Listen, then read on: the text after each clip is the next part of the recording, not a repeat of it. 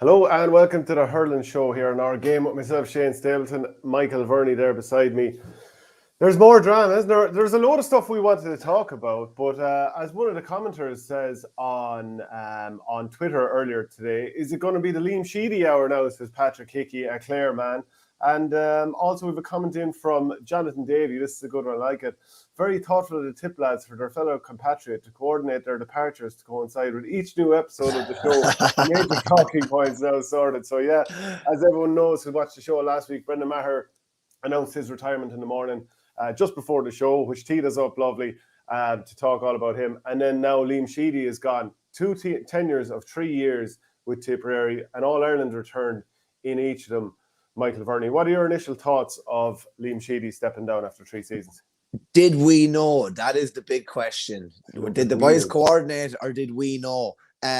Looking back on Liam Sheedy's tenure, obviously, I'd say it probably he obviously wanted to win an All-Ireland in his second tenure. If anything, it came a lot quicker than probably we thought. I didn't think it would come straight away. Obviously, the first time around, it was the third year until he got there. But like he does leave a massive legacy. I think whatever about this tenure, looking back to the first tenure, like Liam Sheedy has given, Tipperary probably their finest hour. Like, does anything give a Tip person more satisfaction than beating Kilkenny in an All-Ireland final and stopping Kilkenny going for 5 in a row? It's never been done. And because of what Liam Sheedy's squad did in 2010, it had never been done at the time, and it still has never been done. And I suppose to beat Kilkenny so convincingly in the 19 final, I think it was 14 points in the wind-up.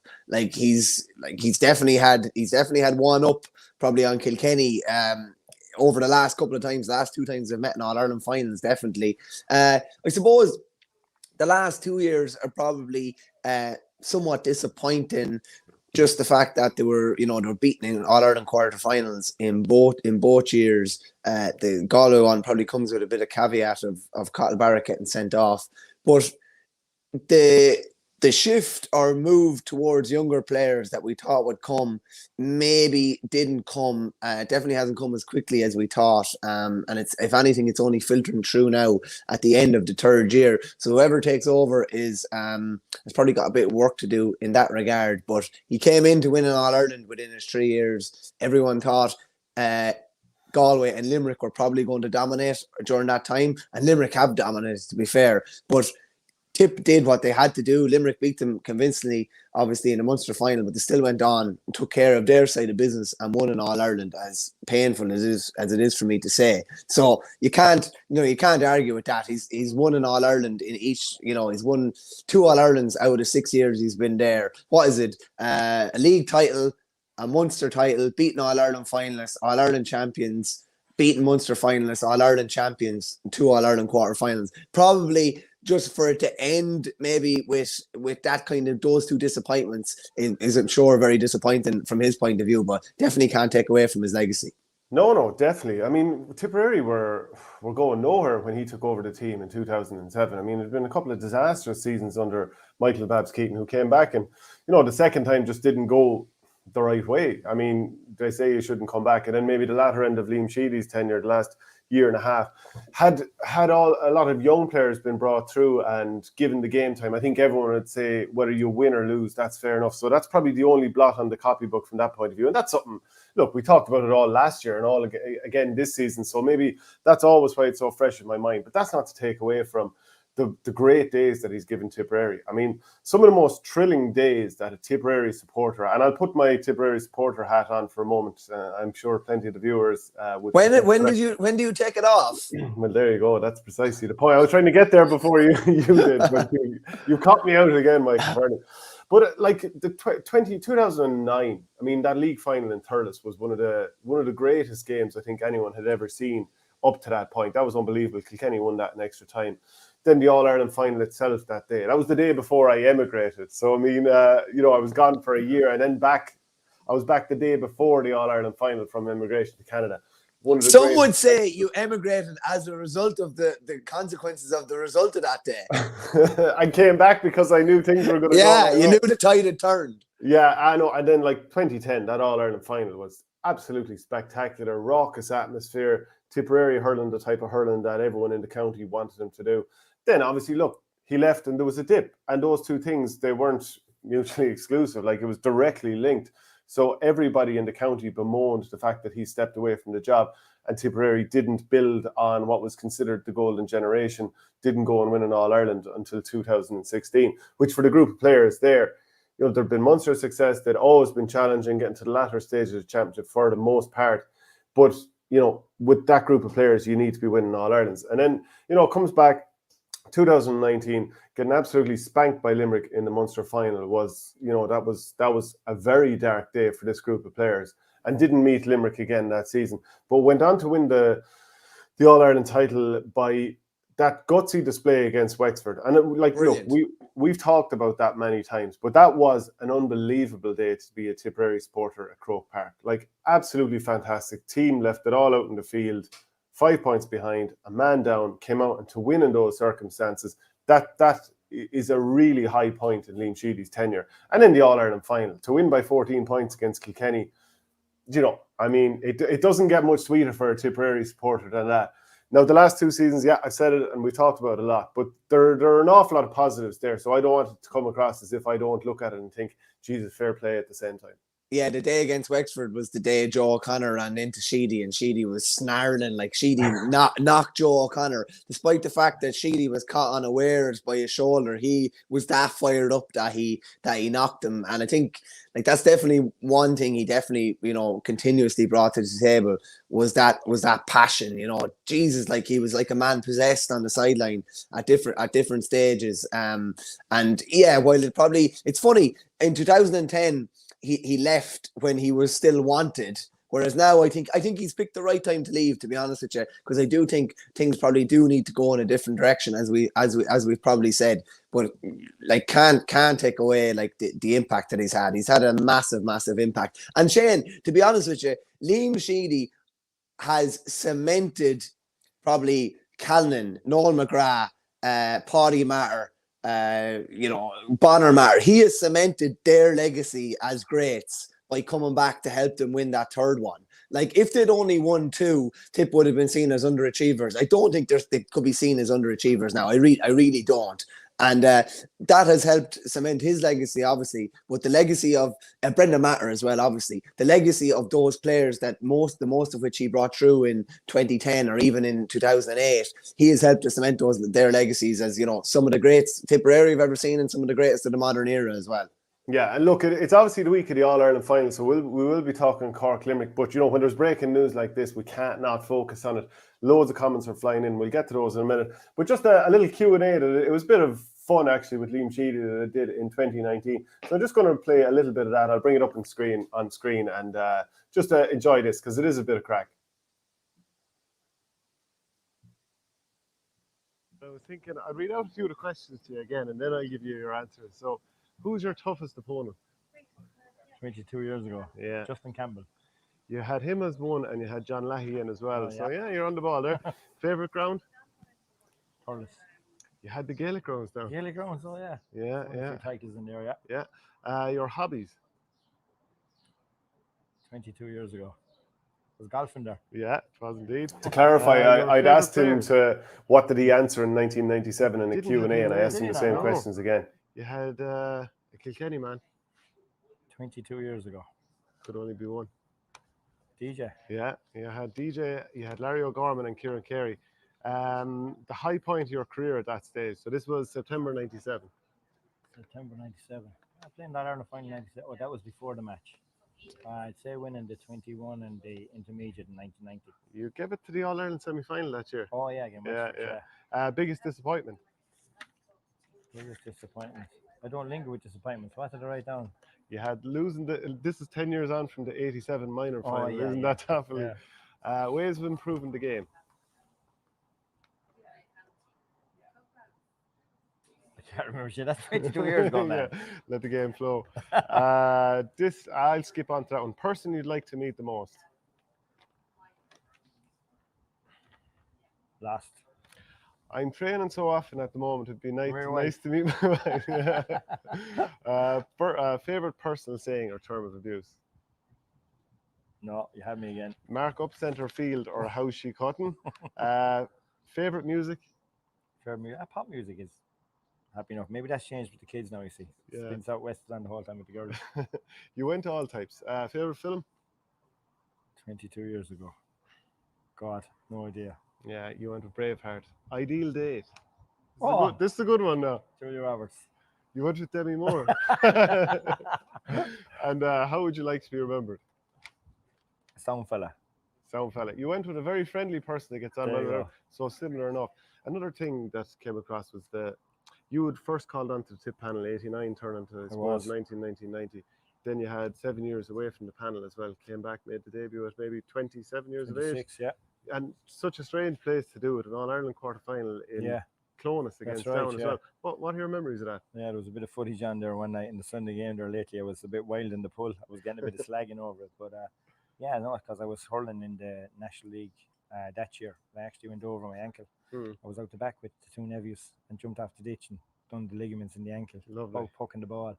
To get back in, obviously we lost the Munster final, so I got back in for the All-Ireland quarter-final. And obviously then I still remember the All-Ireland semi-final against Wexford. It's probably a big day for me. I hadn't been involved in a big match like that for a number of years. And I remember Lynn Gaynor running in across the field and he telling me to get my head up and come on like that, because it was just, I was somewhat overawed by the occasion. But once I poked the ball and found my feet in, I actually didn't want the game to end near the finish because I had found my flow. So it was for me, even though we lost there in 97, because of the journey I'd been on and not being involved for the previous 7 years, it nearly felt like I had accomplished something, even though we hadn't really accomplished anything. So can I just ask you about the final whistle of the Wexford game? Like, the footage came on and you looked like a man who was trying to contain himself.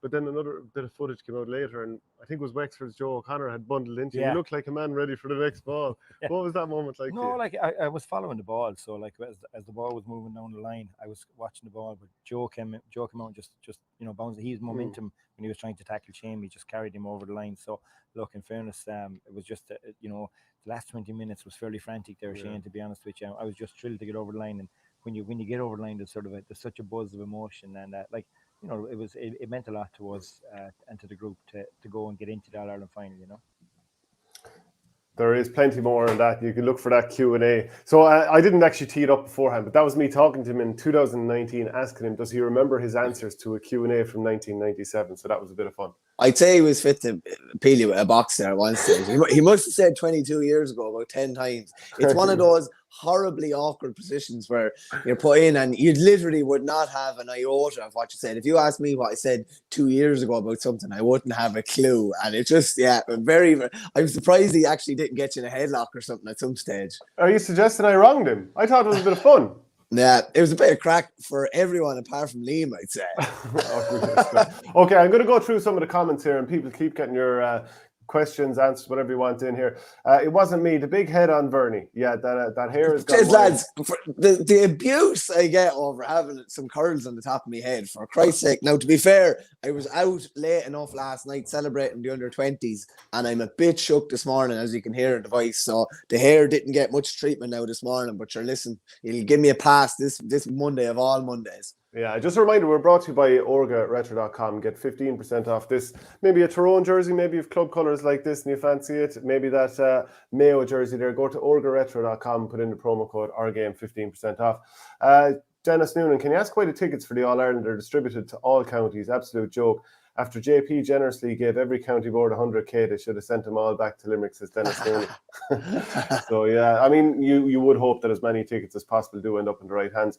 Patrick Hickey, best of luck to Liam, great hurling man. Had pleasure chatting to him after the 2013 All-Ireland. Dean Griffin, who did Brendan Maher tell he was retiring? Liam Cahill or Liam Sheedy? Ooh, cheeky.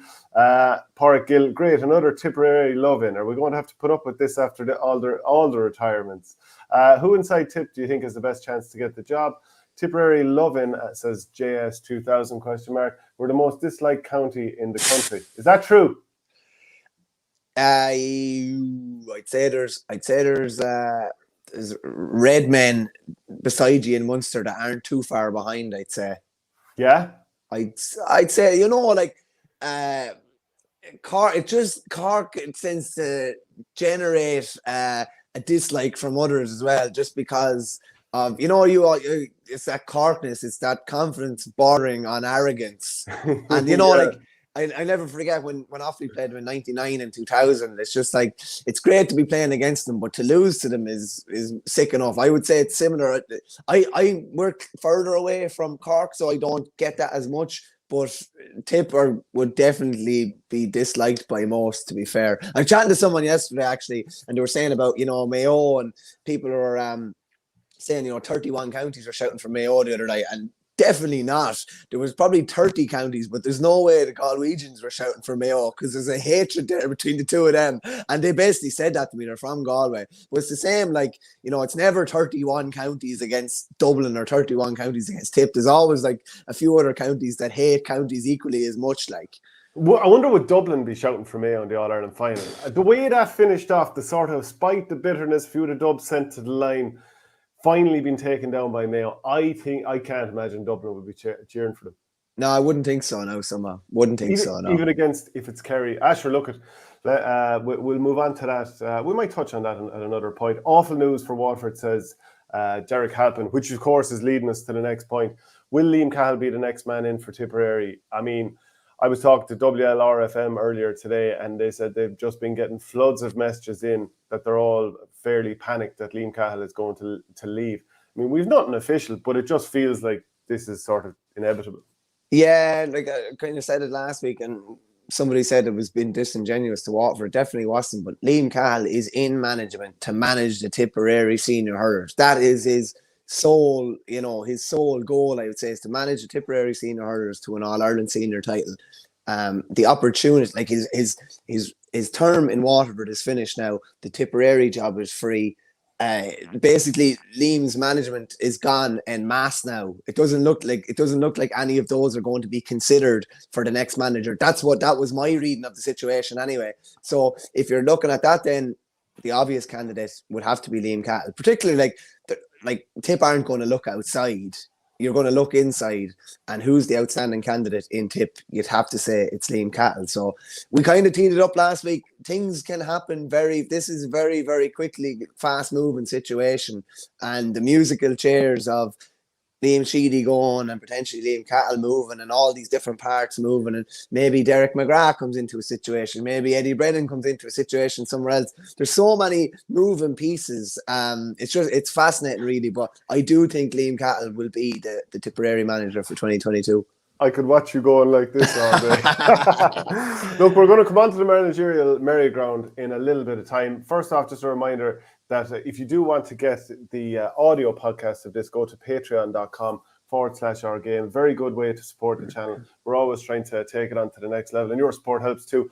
And also, if you're watching on YouTube, please do subscribe to the channel and hit the notifications, like, comment, share, all that sort of stuff. It does help build the channel. The old algorithm with YouTube, it's always helped with that sort of stuff. So please do that. We definitely appreciate it. A few more comments coming in here. Davy Fitz would be a good experienced manager for Tipperary. He's a bit older and wiser now. Plus, he'd love to sock it to the Clare County Board. Would he though? Clock it to this, like his father is the secretary of the Clare County Board. Is it? Well, he'd like to sow it into some people in Clare. I think if you have any sort of issue with where you're from and people, like if you've been one place and things have gone a little bit sour, I mean, from a personal point of view, do you want to sow it into some people who you feel have got it in for you? Maybe so, but like I don't think he doesn't want to to sow it into the players. He doesn't want to sow it into the supporters of the county. He wants to sow it into specific people. I would imagine. We're guessing. It's going to be interesting to see if he comes into the equation here somewhere. Like it's just like when you don't have a club manager, around October or November. There's all of a sudden you start hearing that lads are interested in certain lads almost start putting out feelers that another club is interested in them. So all of a sudden, if we don't have a manager now, we hear, the Saint is going to whoever, and then we're like, geez, we may ring him quickly and see whether he's, you know what I mean? There's so many moving parts here now. It's really, really fascinating. I'd be surprised if Davy doesn't come into the mix somewhere though. In Tipperary, no way, not a chance. Yeah, Tipperary would pull out of the hurling championship before they'd have Davy Fitz as manager. Before they'd have an outside manager as over them, really. Well, whatever chance of an outside manager, it's not going to be any of that Clare generation. We'll put it that way. Definitely, Tip benefited from the so-called Sheedy factor, says Porrick Gill. Man oozes passion and class and clearly rubbed off on the players. Certainly did. Yeah. Isaac Dolan is Sheedy Tipperary's greatest ever manager. Like Bob Keaton, if he didn't come back the second time and things didn't go a little bit south, he had done such brilliant work the first time around, winning the All-Ireland, setting up the supporters club, doing an awful lot of brilliant stuff there. Then, it was management committees when you go way back in the day. So up until like late 70s, 80s and all that kind of stuff, it was management committees. So you don't really pick a manager. This is why you only go back as far as the likes of Kevin Heffernan and Mick O'Dwyer and these sort of figures. But he's certainly up there. I mean, in recent times, Tipperary probably haven't won as many All-Irelands as they should have. So it's just purely looking at All-Ireland titles won. It's Babs Keaton, it's Nicky English, and it's Liam Sheedy in more recent times. Now, maybe someone would have another comment or thought on that. But I think the fact that Sheedy won All-Irelands in two separate eras when he came in, it's probably going to be him. Then again, Babs ended such a long famine when he came in. So, you could have look at it both ways. Any thoughts? Sheedy took down the greatest team of all time. Yeah. And I think that definitely is a deciding factor, or it's up there. But then again, Babs, Tipperary had been, under Cork's thumb for so long and just couldn't get out of Munster for so long. So there is that too. I think the minor goes in and Sheedy's win column as well. Like the fact that he's actually brought through so many of these players the whole way through, and he's brought through players at minor level who he's now left with them at senior level almost, if you know what I mean. They're actually exiting at the same time. Their careers have crossed paths for that long.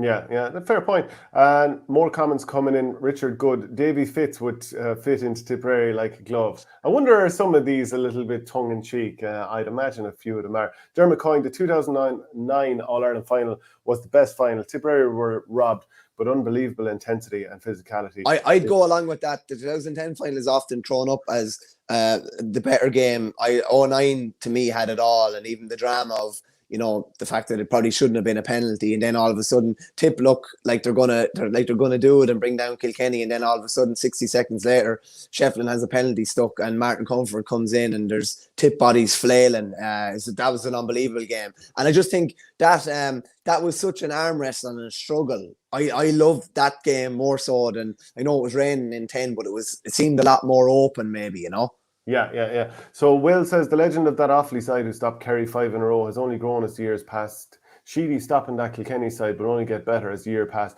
And actually, so will what Mayo did on Saturday evening. I was at it, and I have to say, I always talk about the Kilkenny Tipperary atmospheres for those All-Ireland finals. They were just unbelievable, especially 9, 10 and 11. 9 and 10, I think, especially. But my God, the atmosphere when Mayo and Dublin play, even though it was far short of a capacity crowd at Croke Park there the other night, I actually couldn't sleep after Mayo Dublin the other night. I genuinely couldn't.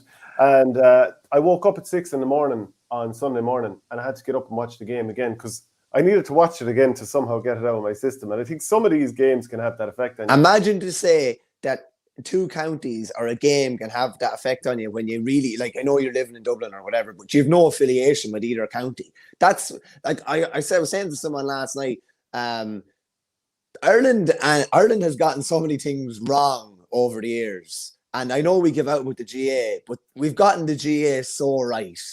It's amazing. I know we give out about this and that, and they should be doing this and that, but to have what we have, and to for the drama we got on Saturday that people are still going to be talking about now and we'll be talking about for the next couple of weeks. Then you have the Offaly Under-20s winning, our first All-Ireland of any description for 23 years. Then you have the Meath ladies, with this massive smash and grab in the last 5 minutes. There's so many things wrong. Look at how we're dealing with, COVID-19 and everything. But we've gotten the GA so right. It just, the connection with people and how much it means to be. The fact that you can't sleep over a game that you have no affiliation to, that's incredible. And I was the same. I couldn't sleep last night. I know I obviously have skin in the game with Offaly, but it's just phenomenal, really, what the GA is and what it does to people. Yeah, I think it was the energy in the stadium, and I'd love to know what people think. Do they kind of do they have this also? But the energy, and I did that full-time reaction video of Mayo beating Dublin, and the energy around me was just incredible. And I'm there screaming down the microphone, and I just clicked live, and I don't even know what I'm about to say, and you just blurt it all out. But you're just alive after it. Like, it really is unbelievable stuff, and it's the sort of thing that brings you back for more. Like, you're not going to be turning your back on the GA when it's doing that to you. It's obviously something so special. Mark Corcoran says something special here. Verney looks like a black rooster. You know, don't know why you look like a black rooster, but there you go. Anyway, we'll come on to the next comment. If Shane could find a positive tip angle around the fall of Kabul, he would definitely bring it up. Yeah, that's a fair point. Yeah. Han Verney, where's the Offaly jersey? Unbelievable. Have a friend from Sligo. He hates Mayo. The Rossies also can't stand Mayo. The whole of Connacht, by the sounds of things. Yeah. Unfortunately, no Offaly jersey. I would gladly be wearing it. The closest I could get was Mayo, which is my own club colours in Burr this morning. But yeah, to be honest, there was we were in town last night. There was a lot of lads with Offaly jerseys on, and there was a lot of boys came home without jerseys on their back at all. So they're probably lying on the outside in a pub somewhere. Oh, that'd be ye Offaly Stooks to a T. Darren Nestor, Eddie Brennan, and Henry for tip management. Do you know what? Is that more likely than Davy Fitz being tip manager? I think it might actually. Oh, jeez, I tell you, it's a coin toss. Again, Tipperary would pull out of the championship. As a tip man, Shane, who do you want to see win on Sunday? Limerick to continue their takeover, or Cork to launch a new dynasty? It's a tough spot to be in as a Tipperary man. We'll definitely come to that later on the show. We also have a comment that Aidan O'Shea should be suspended for the final. He was a disgrace, and it wasn't me. Queries, what did he do, Paddy? Paddy's actually my cousin, by the way. He came onto the pitch and caused trouble. We'll come to that a little bit later on. We'll talk about the whole Aidan O'Shea situation in a wider GA context, because players coming on the field, all that kind of stuff. We definitely want to touch on that. Darren Gleeson will certainly be in this discussion for Tipperary, as may Dara Egan. And let's see, David. Well, if the tip management have kind of resigned en masse, that kind of suggested to me that they were all walking away at the moment, and that none of them will be back or looking for the manager. So that's what it suggested to me now, to be honest with you. Yeah, Davy Cody and Shane Lowry for the tip triple threat management, says Mark Corcoran. Brendan Cummins, maybe he'll certainly be in the discussion. Why do you believe that Liam Cahill will just down tools in Waterford and move to tip? He is building in Waterford, says Thomas Mullen. That's absolutely true, but there is that lure of home, and it's just a feeling that it's kind of moving this way. You know, he was a bit non-committal after getting knocked out by Limerick in the All-Ireland semi-final. That's not to say that he won't. I mean, this could happen. He could stay, but it's just, you don't know how long the managerial post will be there for. Let's say one of those names that was just discussed, Gleeson, Egan, Cummins, comes in and has a really good tenure or starts well, and things look like they're going in the right direction, and maybe Liam Cahill stays with Waterford next year and then he decides to finish up after a third year. Maybe the job just isn't there, and maybe it won't be there for 2 or 3 years, and then all of a sudden maybe one of the players that has retired or will retire in the next year or two has done well with a club, and then they've got a huge name, and all of a sudden they're kind of pushed into the conversation. So you can't necessarily say it'll be there again in the future if he doesn't take it now, which is kind of why it feels like, you know, like there are sliding doors moments, and this is it. Like if he's approached, which you assume he will be, that he wouldn't say no. No, I'd be the same. Yeah, it's that idea of, I think that would be the job that he set out to do at the very start of it all. Now he's made massive progress in Waterford, and as you say, there's definitely worry down there because they could be left in the lurch. I do think all of this will be sorted quite quickly, and I think because I don't think, like, if he does leave Waterford, I think he'll want to leave them with loads of time to get a new manager and get everything in place. Listen, it's going to be really interesting if Liam Cahill does come to tip. Obviously, like, Mikey Beavens is a massive part of that, and obviously a massive tomb man. So, like, yeah, I think it'll definitely be obviously a double act if he does go. But I think it'll play out quite quickly. I do think it'll play out quite quickly over the next couple of weeks. And I think if there are going to be any further retirements, I think that might play out quickly too. Fred91, I don't get the Limerick hate from the media. Cork are the biggest county in Ireland, and Cork have won 30 All-Irelands. All-Ireland, Limerick have only won 10. I don't get the Limerick. I don't think there's a Limerick hate. No, I think I love watching Limerick play.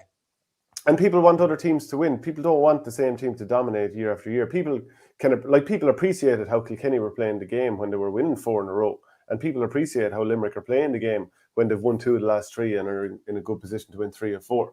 But that doesn't mean that we don't want to see different teams win it. It can become somewhat stale viewing when Dublin wins 6 All-Irelands in a row, which is why it was so thrilling to see. Like, you can not have anything against the Dublin players, but want to see them beaten. Surely that can be the case. Yeah, and like, I don't think it's hate, like, you know, bringing up the Aaron Gallan incident or bringing up an incident, the Peter Casey. Like, that's not hate. You're just essentially reporting on what happened in a game, you know? Bazzaroni, imagine if a manager had left one of the big teams, then we would have something to talk about. Tip not even in the top 5 counties in the current power rankings. Ooh, there's a little bit of sauce on that one, isn't there? Debatable about the top 5 because they were obviously in All-Ireland quarterfinals, so that should mean they're either 5 or 6. So, yeah, I don't know. Maybe they're bordering on the top 5, even though you wanted them number 2 there not too long back. Davy Fitz would fit in a nativity crib if he got paid for it. Ouch! Jack Nolte, Verney is a right good man.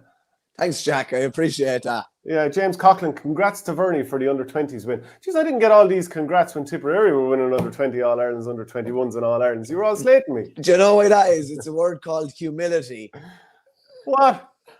Go air that. Cork are favourites, ask any Cork man. Every Dublin Mayo game over the last 10 years has had that atmosphere. It's because the games are close, the teams don't like each other, and there's so much on the line. And yeah, that is the bottom line to some of these big games. I just really hope when Cork play Limerick this weekend that it's just that sort of feral atmosphere, that it's nip and tuck the whole way. That, like the first half of Dublin Mayo was horrendous to watch because they were just, Dublin had them held at arm's length.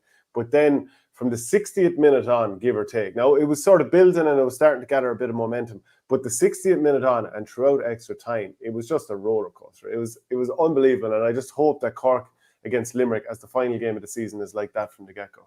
Yeah, well, we kind of teed it up. Like, I kind of thought, a lot of people were giving out about the league and different things. I kind of had a feeling that it could be an unbelievable championship. It's been absolutely superb so far. And if it was teed off, with a cracking final, Jesus, like it would be to be honest, it would be one of the best seasons in a long, long time because we've had so much already. We've hardly had a bad game. Like Clare Waterford, first day out, there has hardly been a game that didn't have a lot of different things happening in it since. Like we've had so much happening since. Yeah, Park Gill, is it true that Verney's actually a football man first and not hurling? Yeah, that's actually true, yeah. That's true, yeah. My mother's from Forban. She would have me playing football when I was younger. And Forban were flying, when she was growing up. So she actually built goals around the back garden. She's a woman of many talents. And I was kicking football when I was younger before I played hurling, yeah, funnily enough. Kicking the ball wide in those goals. No, actually, no. I actually would say this. I'd have a better chance of scoring with a football from 45 yards than with hurling the ball. That's no lie. Great comment in from Michael D'Souza Cruz. I'm in the USA, American, and this Mayo win was fantastic to watch. Any thoughts who'll make up the backroom team if Liam Cahill gets the Tipperary job? Well, I think certainly you'd be looking at Mikey Beavens, as you've mentioned, and after that, he kind of remains to be seen, assuming it goes that way. I always think with these situations, I remember reading that Liam Cahill said it to Michael Ryan after a game in maybe 2001. He said that I'm going to ring you at some stage. I'm going to come calling when I'm over Tip or something like that. And then eventually, was it the winter of 2007? He came calling about 6 years later. I would be surprised if Cahill hasn't, said it to people, even if it's with a couple of pints on board after some sort of maybe it's one of the Tip minor All-Ireland wins or someone that was involved with the 20s or the 21s with him, that he's already probably sounded them out. Because it's not something you can kind of spring on something. And it's with these people, it's something that they've thought about. I'm sure you've thought about if you're involved with a management team. I bet you've thought about lads that you'd like to have. And you're in. Yeah. But you might have even casually said it to guys as well. You've almost sounded them out because people think about those things. So I'd say he's probably has already sounded out guys. It could be 5 years ago, it could be 10 years ago about potentially being involved if he ever manages Tip. Yeah, so like we've already talked now about Liam Sheedy and Liam Cahill and so on. Let's look at the managerial merry-go-round in a broader context. Now, Cork we're assuming, and you just never know. But look, this is the state of play in terms of hurling managers as we see it right now. Cork, they've Kieran Kingston, and would imagine he's going to stay on. Now, the situation with Brian Lohan is there was a Cork or a Clare Executive County Board meeting last night, and the talk is that they were supposed to talk about Brian Lohan's future and extending his deal. He wants to stay on. Tony Kelly has talked about how he should stay on. But as things stand, there's a bit of a question mark there. Tipperary, obviously that post is available at the moment. Waterford with Liam Cahill, we've put a bit of a question mark there, which people will understand. Limerick, John Kiley. Now, you just never know. If they do the first ever back-to-back All-Irelands and win 3 and 4 years, maybe Kiley will step away. Who knows? But as things stand, he's there, and there's absolutely no one to question that position. Can I just say something quickly on that, Shane? I think it's like Limerick are absolutely flying in hurling at the moment, but I genuinely think that it's only a matter of time over the next 4 to 5 years that Paul Kinnerk gets involved in senior football coaching, inter-county football. It's his first love. I've chatted to him about it before. He didn't knock it back. I know he's heavily involved in the Limerick Football Academy. Limerick, who were obviously beaten in the Munster minor final last week. So, like, you don't know how things are going to move there in a couple of years. But Kiley is probably the one certainty at the moment. But again, you just don't know. It doesn't look like a guy that's tired. He looks like he's loving it as much as he ever loved it. But you don't know, again, like, how much more is in his head? Does he think he has more? Does he think he actually has more to achieve if they win the first back-to-back in history? You don't know, but things will change over the next couple of years. And I would be really interested to see Kinnerk and what he would do in inter-county football. I think it'd be fascinating. And who, maybe it would be Limerick, or maybe another county would take him in, like Clare took him in the hurling, and look at what he did for them. Very, very interesting to keep an eye on that and get your comments in on it. Dublin, look, you insisted on a question mark here. I think Matty Kenny is going to remain in that job. But the thing that would make me question it is if the Galway situation, you can see there the Galway crest there in towards the middle with a question mark around it. Shane O'Neill has done 2 years. Remains to be seen what happens there, because it probably hasn't gone the way he would like it to go. Joe Canning is retired. Feels like there's going to be a little bit of moving and shifting there, certainly with players, but who knows with the manager. So maybe that's the reason that I would accept a question mark around Matty Kenny with Dublin, because I think in a broader sense, not everything has gone the way he would want, but the COVID situation ruined their season this year when it looked like they were going well. They beat Galway for the second time in 3 seasons. Shane O'Brien has left Westmeath, so that post is available at the moment. You wanted a question mark around Brian Cody too. We know that Wexford have a managerial vacancy, and Cheddar Plunkett, he's over Laois as things stand. But your thoughts on some of those question marks around the Leinster teams? Well, there has to be a question mark over Brian Cody, just because there has been questions over the last couple of winters. So I think there does have to be a question mark there. And I have said it, I do think if he's going to leave, that now is the perfect time to leave. I know he'd love to probably go out on top, or maybe he never wants to go out at all. I don't know, but I just think now is a good time for would be a good time for him to go. And I'd say probably Henry Shefflin is with Thomastown. I believe they're absolutely flying in league games there, and they're playing a lot of senior clubs in practice games, and they're absolutely flying as well. The likelihood of, if Henry did come in as Kilkenny manager, regardless if it's this winter or the winter after or whenever, it would be that his brother Tommy will be involved, and Richie O'Neill will be involved as a coach as well. They already have that in place. Like I'm saying about Cattle potentially having a team in place, that's their team, and it's kind of ready to go. Whether when it'll be sprung into action, it'll be interesting to see. But I wouldn't be shocked if there was movement in Kilkenny in the next month or 6 weeks. Yeah. So Fred91, I think this Limerick team have only 2 years left. Don't worry, lads. Very interesting comment to come in there. Jose Mourinho on a shock move to Waterford. Pretty sure instead of the flowing forward movement interplay, I think he plays something a little bit more dire. He loves talking about playing with a low block. They might just flood the defence with defenders. So I don't know if that would be the right move. The Limerick one is interesting though, Shane. Like they're going grand at underage, but it's generally the same personnel that's been used the whole time. And, touch wood for them, they've been lucky. They've been lucky with injuries, really. They haven't really lost anybody. And obviously, we'll probably talk about it a bit. Peter Casey's back for the final, which is a huge boost as well. And I think probably changes both yours and my viewing of the game, the fact that he's back. And we'll probably chat more about that on Thursday. But Limerick are good age profile at the moment. In a couple of years, a lot of those guys will be leaning a lot closer towards 30. So I don't necessarily disagree with that viewer, and I think they'll be really keen on obviously getting over the line Sunday and making hay while they can, because they're not always going to have that golden generation. Yeah, let's talk about the situation. Well, actually, sorry, just before we do, just to finish up on the hurling manager and the merry-go-round there. Sorry, I'll just get that comment off the screen so that I can look at it a little bit more clearly. You're looking at the moment, you'd be fairly certain of only 3 of these 11 teams having the same manager next year. That really does lead to quite I wouldn't say unstable situation, but like it leaves things very, very open going into next season if that's the way it plays out. Yeah, no, it does. And even Antrim have obviously dropped back to the Joe McDonough. There's another team that has a question mark over them now, probably based on Liam Sheedy's departure as well. So I don't think there's ever been as much kind of like a state of flux amongst the managerial scene. And like, we're building up to an All-Ireland final, and Brendan Matter retires last week. Liam Sheedy, it was a retirement statement today, which I thought was interesting as well. Not a departure statement, a retirement statement. So he's obviously, that's definitely that. There'll be no third coming by the looks of things, even though it's probably a never say never job as well. But there's never been as much doubt over what's going to happen in so many counties. Yeah, Michael Mulcair, Henry Shefflin to Dublin.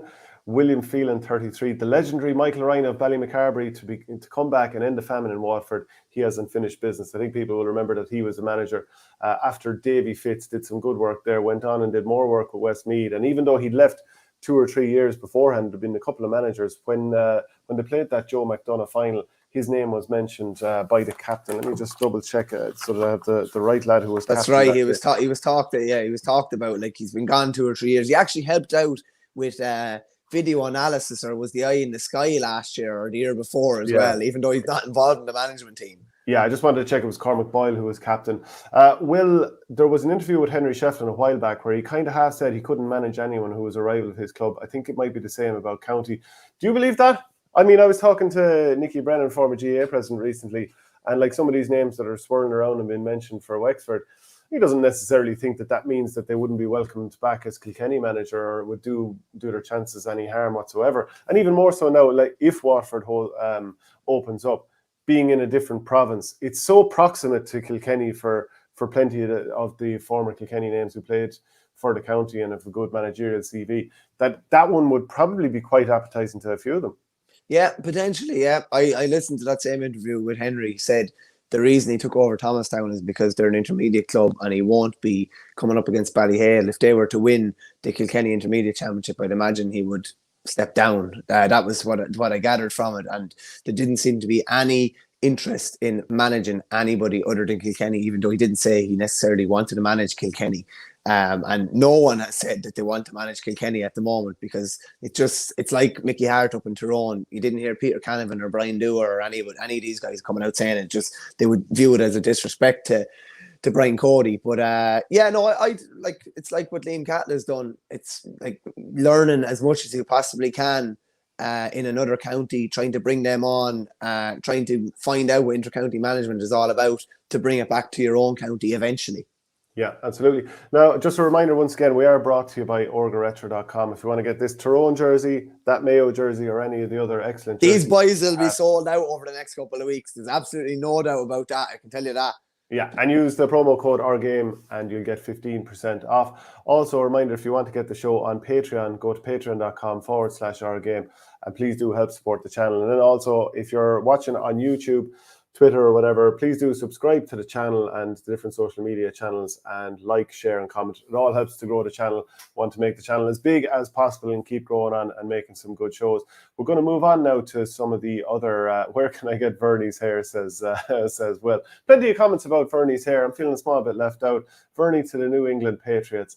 Not fully sure what that's about. We want to move on to the situation now with Peter Casey. He has been cleared to play in the All-Ireland final, and myself and Michael Verney talked about last week how big of a figure is the Napier forward. And I'd have to say, and Michael Verney will jump back on in a second, that I think it's a decisive factor, because Peter Casey is such a good player that Peter Casey could be the difference between winning and losing an All-Ireland final. So having him available for this game, I think that removes a massive headache for John Kiley and Paul Kinnerk and the rest of his management team, because if Peter Casey didn't play, the other options, they're good options, but Pat Ryan is normally used in the last, let's say, 5 minutes of a game going into injury time when defences are a little bit stretched, and he normally does punish them. He hasn't really trusted him to start too often. Barry Murphy hasn't seen championship time, and I can't remember him seeing championship time in the last 3 or 4 seasons. He was off the panel for a while. Cathal O'Neill is very young. Graham Mulcahy's form just isn't quite there. He's obviously been a brilliant player for so many years. So the Peter Casey getting off is huge, Michael. Yeah, no, I'd agree with you, Shane. There was so many consequences of him not playing if he was suspended. They were going to have to probably start Mulcahy, and then they were taking someone off the bench, taking an option off the bench. His form hasn't been outstanding. Maybe he could have been gone after 45, 50 minutes, and then somebody is in earlier than they're used to been in, and then all of a sudden you have, you know, potential problems. Maybe if Diarmaid Burns' injury, his ankle injury, comes back to roost again. So I think it's just a massive option for them that I genuinely, it's a real game changer for me, I have to say. I'm not saying I thought Cork were going to win the game, but I thought, you know, it definitely, you know, balanced things up a lot more. And that's not, you know, people are running away and saying, you know, Casey's, you know, he's not, you know, like maybe we're blowing his, you know, his influence out of proportion. But I just think it's all the consequences that him been missing would have had on the rest of their squad, and the way they set up and when they were going to make potential substitutes. So I definitely think it definitely tips the scales in a little bit further in Limerick's favour, in my view, anyway. Yeah, he's a very, very difficult player to tie down. Like, when you try and plan your team to stop Limerick, you have so many fires to put out, and he's an underrated, what he does is he floats all around the pitch. He gave away a penalty against Cork in the Munster semi-final, but he had chased about 80 yards. Cork do lovely interplay where they run off the shoulder, and I just think they're developing such a great style of hurling. But Casey had chased 80 yards, and if you watch back that penalty decision when Conor Cahalane is soloing in inside the D, Casey has been coming the whole way with the play, and then obviously he takes the man down. But he's so good at just getting around the pitch, getting on the ball. He has lightning reflexes. Doesn't matter what way you throw the ball at him. He'll get a hurley to it, he'll get a hand to it, whatever. And he just puts the opposition under so much pressure because he can turn and beat you. And what do teams and defenders hate? Someone who'll turn and beat you. You know, players get yellow carded when they mark Peter Casey because he commits them and makes them make stupid tackles. And I'm not saying he induces fouls, but he just puts defenders on the back foot and make them look silly at times. It's fear. Yeah, it's fear that he'll slip you, because he will slip you, no problem, if you overcommit. Also the last day, and like it was just even probably heightened the last day, what people would say he was, you know, relatively quiet from play. Some of his little stick passing through the eye of a needle, which was beautiful. For Aaron Gillane, I think it was the one where Gillane put it over the bar, I think. It was, yeah. It was just a lovely pass through the eye of a needle. Now, the one thing I will say is the Cork defenders, stature-wise, particularly O'Donoghue and Niall O'Leary, are the perfect size to match up with him, and that they're going to be really interesting duels, whoever picks him up there. But Tip put a 6'4" Barry Heffernan on him, and to me, I mean, maybe it was weighed up and we're like, this is the best option we have, but you know, something like that, it goes contrary to the point that you're making, which is a guy of similar low centre of gravity, that it makes more sense. Well, like, I think, you know, if you have a 5'9" or 10" defender, you know, if, you know, the opposition team land in a 6'2" or 3, they're going to try and take advantage of, you know, the height disparity or whatever. But if you have a 5'10" defender and is it a 5'8", 5'9" attacker, they just match up. They just match up perfectly. The lads will be able to match them for pace. They mightn't be able to match him for trickery, but they will fancy their chances of tying him down somewhat. But that's kind of easier said than done too. I think he's 10 points from play in 3 games so far this year. That's despite the fact he was sent off after an hour at last, and he spent some time in the sin bin against Cork as well. But I just think he gives them so much more options, and it means that their impact off the bench is a lot more potent as well, because their bench has definitely not lit it up this year. Far from it. In their 3 games, they've got 5 points off the bench, 2 of which came from Aaron Gillane, who is a starter. So you could essentially say they've got 3 points off guys who regularly come off the bench. And I think there are parallels with Dublin in that the bench press that they had, you know, that Limerick had with we'll just say Shane Dowling coming in 18 and Shane Dowling coming in 19. I think he got 1-4 against Cork in the semi-final, a crucial goal in the final. Casey was coming in then. Now all of a sudden Casey's a starter. Dowling's retired. Same with the Dubs. McMenamin, who was coming in, Macaulay was coming in. They're not on the scene anymore. So I definitely think it's an important. If Cork are with them on the hour mark, I think they'll really, really fancy their chances. Yeah, and like some people kind of balked at us saying that Cork probably have a better panel. That's what we're talking about. We're not saying that Cork have a better starting 15 per se. I mean, you could have a nice little debate about that. But some of the benches some of the options off the bench for Cork are brilliant. I mean, Shane Kingston, there's a question in there from one of our commenters. I can't see it just there now at the moment, but asking should Shane Kingston start in the All-Ireland final. We'll get to that a bit more later in the week. But even just the guys that they brought in the last day, Shane Kingston scored 7. Now, he may start the next day. Alan Cadigan, I mean, what a player to be able to bring off the bench. Declan Dalton, who has played a nice bit of senior in the last couple of years, got to an All-Ireland intermediate final with Father O'Neill's. Just a beautiful pair of wrists. Alan Connolly, Shane Barrett, maybe he'll start, maybe he won't. Damien Cahalane came off the bench. Colm Spillane can't get a sniff. Owen Cadigan came off the bench.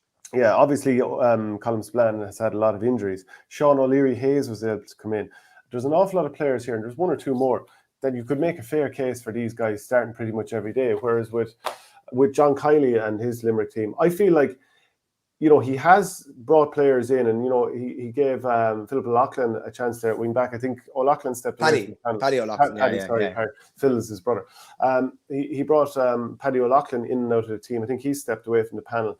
And he has tried to give lads opportunities to kind of stake a claim for a place. But if that Limerick 15 doesn't start, it does feel like the guys coming in they don't fully have the trust of the management as much as they'd like to say they do, and they publicly always will. It's pretty clear that they picked the wrong team against Tipperary. And once they brought Gillan and Dan Morrissey, who most people thought should have started anyway, once they came in, that was a big part of the reason that Limerick took over. So you can now feel comfortable about picking and predicting the Limerick team, which should actually give you a better chance to size them up and predict what you're going to face in the All-Ireland final. No, I agree with you, yeah. Obviously, Cathal O'Neill played a bit of league. Colin Cockton came in at the end of the game the last day, got on the ball and was good on the ball, even for that minute or 90 seconds he was on the field, looked comfortable. But again, like Pat Ryan, when has Pat Ryan started a championship game? When has Conor Boylan started a championship game? I think David Dempsey and Adrian Breen are back in the mix now as well, which would be a big boost, but they have played very little this year. So the options that they once had don't seem to be there at this moment in time. It's largely been the same personnel, which I would say is a bit of a worry for Limerick, definitely. Yeah, and the comments are flying in here. Michael Mulcair, Casey has come on leaps and bounds. When he played against Cool in the All-Ireland final, he was still brilliant back then. A whole different level now. He causes absolute headaches, and a player that we really focused on an awful lot in the second game. And actually Adrian Breen, who's another option for Limerick, but hasn't been seen too much of. He's a very, very good player. If you get ball into him, you're going to be in bother. He turns on a sixpence. How important is Mark Coleman for Cork? We'll definitely talk about that more in the week. Seriously though, watch the angle from behind the Waterford goal. Really shows it wasn't a headbutt in my opinion. Whether it was or wasn't, or he put his head towards him a little bit, I mean, in the heel of the hunt, it didn't look that serious a situation. I know that goes against the letter of the law. I accept that. But there are red cards, i.e. John Small against Dublin, which 100% should have happened and a very minimum stop the play. And then there's what happened between Casey and Conor Gleeson. They were both messing. They were both at it. And look, I'm constantly told I'm against people's counties. Am I against Limerick now that I'm saying that this lad shouldn't have got a red card? I'd hope that people can see it's just a case of calling it as you see it, which I know goes against the laws of the game, but it is hurling, and things happen out there. People are running around with sticks and they're buoyed up to the wall and they're going to get stuck into each other a little bit. Sometimes it's going to go a little over the line, but not a whole pile happened. But I'm not suggesting any of the kids out watching there, don't go around headbutting each other on the field, but it is a man's game. Yeah, sometimes you have to put it in plain terms. It is, 30 lads running around after Slitter with sticks in their hands. Things do happen. I've looked at that several times, and I didn't see much in it on any of the times I've looked at it. And when it's been talked about that much, you're actually looking for it and you're trying to find it. And I just couldn't really see it. So Like I believe I was down with John Kiley on, was it Tuesday afternoon at the Limerick press night, and they said there'd no definitive decision made. And then I got a call not long after to say that the appeal had already gone in and that there was a hearing waiting for Thursday. So they obviously knew what they wanted to do, had all their kind of ducks in a row, and had video footage, and they had basically voice recordings of what the linesman was saying to the referee and what the umpires were saying to John Keenan, and I believe that played a big part in getting him off as well. None of us want to see a player missing for an All-Ireland final unless he deserves it, and I don't think Peter Casey deserved it the other day, even though, as you say, that's not the letter of the law. But sometimes the letter of the law needs to be a bit kind of bent or twisted as well. Yeah, and we know, well, we're expecting that Fergal Horgan will swallow the whistle for the All-Ireland final and let Limerick and Cork go at it. Michael O'Callaghan, is Diarmuid Byrne still a doubt? Apparently he's wearing a boot. Now you were down there, they are expecting him to be back training soon. They are. He was wearing a boot. The funny thing about those boots is that you might only be in it for 3 or 4 days, and it's just to take all the weight off your leg and to give it more of a chance to recover. But he went over quite badly on it during the game. He was able to looked bad, like the way his leg, that didn't look nice at all. It looked like it wasn't as bad, but it looked kind of like the McGregor one against Poirier when his leg went back a bit, and but he was able to stay going for like another probably 30 minutes thereafter. And while he hobbled off after, I'd say he would have had ice machines on it during the night and done all that. The boot is just to make sure that he's not putting his weight on it and it's no pain while he's walking around. They said they were hopeful of having him back training in a couple of days, but he's still going to be a bit of a doubt, and there's not insured, and Cork are going to try and turn him and put him on the back foot and test it out as early as possible. And it's just a matter of Cork doing that. You mightn't reap the benefits of that straight away, but if Cork keep making him turn, keep putting him on the back foot, whoever's on him, keep making him move and just tax him out, and they might only get the benefits of it after an hour, but he might be just, spent after the hour just because maybe there's a little fitness doubt to him coming into it, and then someone else might be able to take advantage coming down the home straight. But I do think Cork will definitely try and ask questions of him anyway. Yeah, plenty of comments coming in. Some people are convinced that it was a headbutt from every angle, says JD. Other people like Patrick Hickey saying nothing in it to stop a lad playing in a final. And you and I go along that line, but we definitely understand that not everyone agrees with that. And that is fine, because there is a letter of the law side of things. So, and that's absolutely fair. Like if he was suspended, you'd have to go, well, look, the coin could have flipped either way and it's gone against him here. But I'm happy to see him play in the final because he's such a brilliant player and he's so difficult to stop, and it just adds another layer of intrigue to the whole thing. Well, the other thing I'd take from a Cork resurgence, Mayo this year, Offaly success. If you sort your county board out, it's almost a prerequisite for success. Now, we'll come to Offaly in a while, so keep the bullets in the chamber just for now. But how can it be 2 yellows when only one threw a headbutt? Well, look, Conor Gleeson and Peter Casey were getting stuck into it, getting to know each other. Casey scored 1-6 from play against Tip in the 19 Munster final. He's just as good as Gallant the last few years. Probably not too far. That's 1-5. I think it was 1-5. Yeah, but he was everywhere. Yeah. Yeah, Niall Heffernan. It wasn't a deliberate headbutt. Read the report on why the red was overturned if you want the facts. Then again, some people are immune to facts and would rather believe what they want to, which is also true. Brian Timmins, Burns back training on Friday. Darren Nestor, looking forward to the final from near Patrick as well, myself and my brother living in Middleton. Some crack incoming. And then, of course, the crack between Dara Fitzgibbon and his cousin Richie English is going to be very good. When David Dempsey and Adrian Breen aren't making the Limerick bench, it can't be that bad. Brian Ryan, another good young hurler who would make other panels that can't make it. To be fair, very good point as well. They were carrying knocks now. They were carrying knocks. Yeah. Mike Casey and O'Loughlin out too. I mean, that is a very fair point. As we already mentioned, Paddy O'Loughlin and Mike Casey jarred his knee on the comeback from the Cruciate. Now, I don't think the two things are linked. That's what John Kiley said a while back. Hey, Brian Timmins clearly has an insight into the Limerick camp. So if he wants to let us know what happened at training on Friday now, how different lads are going, just send a DM to me on Twitter there, at ML Verney. Is Barry Nash still an injury down? I believe he was back training. Barry's fine. Yeah. And who would win in a cage fight between Stapo and Verney? Well, 6'2" versus 5'6". I think I'm in a decent spot. Heart versus no heart. It wasn't me. He says if you could pull hair, I'd go for Shane. I would have. Verney looks like Tom Morrissey with the hair a lot of the time. And thoughts on who will step up as Wexford manager? I mean, it's just so difficult to know at the moment, isn't it? It really is, because there's so many moving parts going, and we've kind of touched on a nice bit. Oh, jeez, Will Staple would be a dirty fighter. He'd definitely put Jerry Mac. Hey, I've no problem when things go back to normal. Me and you will do some sort of a charity boxing match or something like that. Offaly versus Tip, Burr versus Coola. I'd gladly do that, no problem. Yeah, and what weight would we be fighting at? We do some sort of a catch weight. What's that mean? Is that a horse racing term? No. Catch weight is boxing, basically, where like you're probably about 15 and a half, I'd say. I'm 14 in these socks. I'm 13 and a half, so we'd fight at something like 14 or something like. No, that would probably mean you'd have to cut too much. Maybe 14 and a half would probably be the limit. If you think I'm giving up toffee pop biscuits so that I can cut weight, another thing coming. You'll be like Roberto Duran the time he fought Sugar Ray Leonard in the second fight.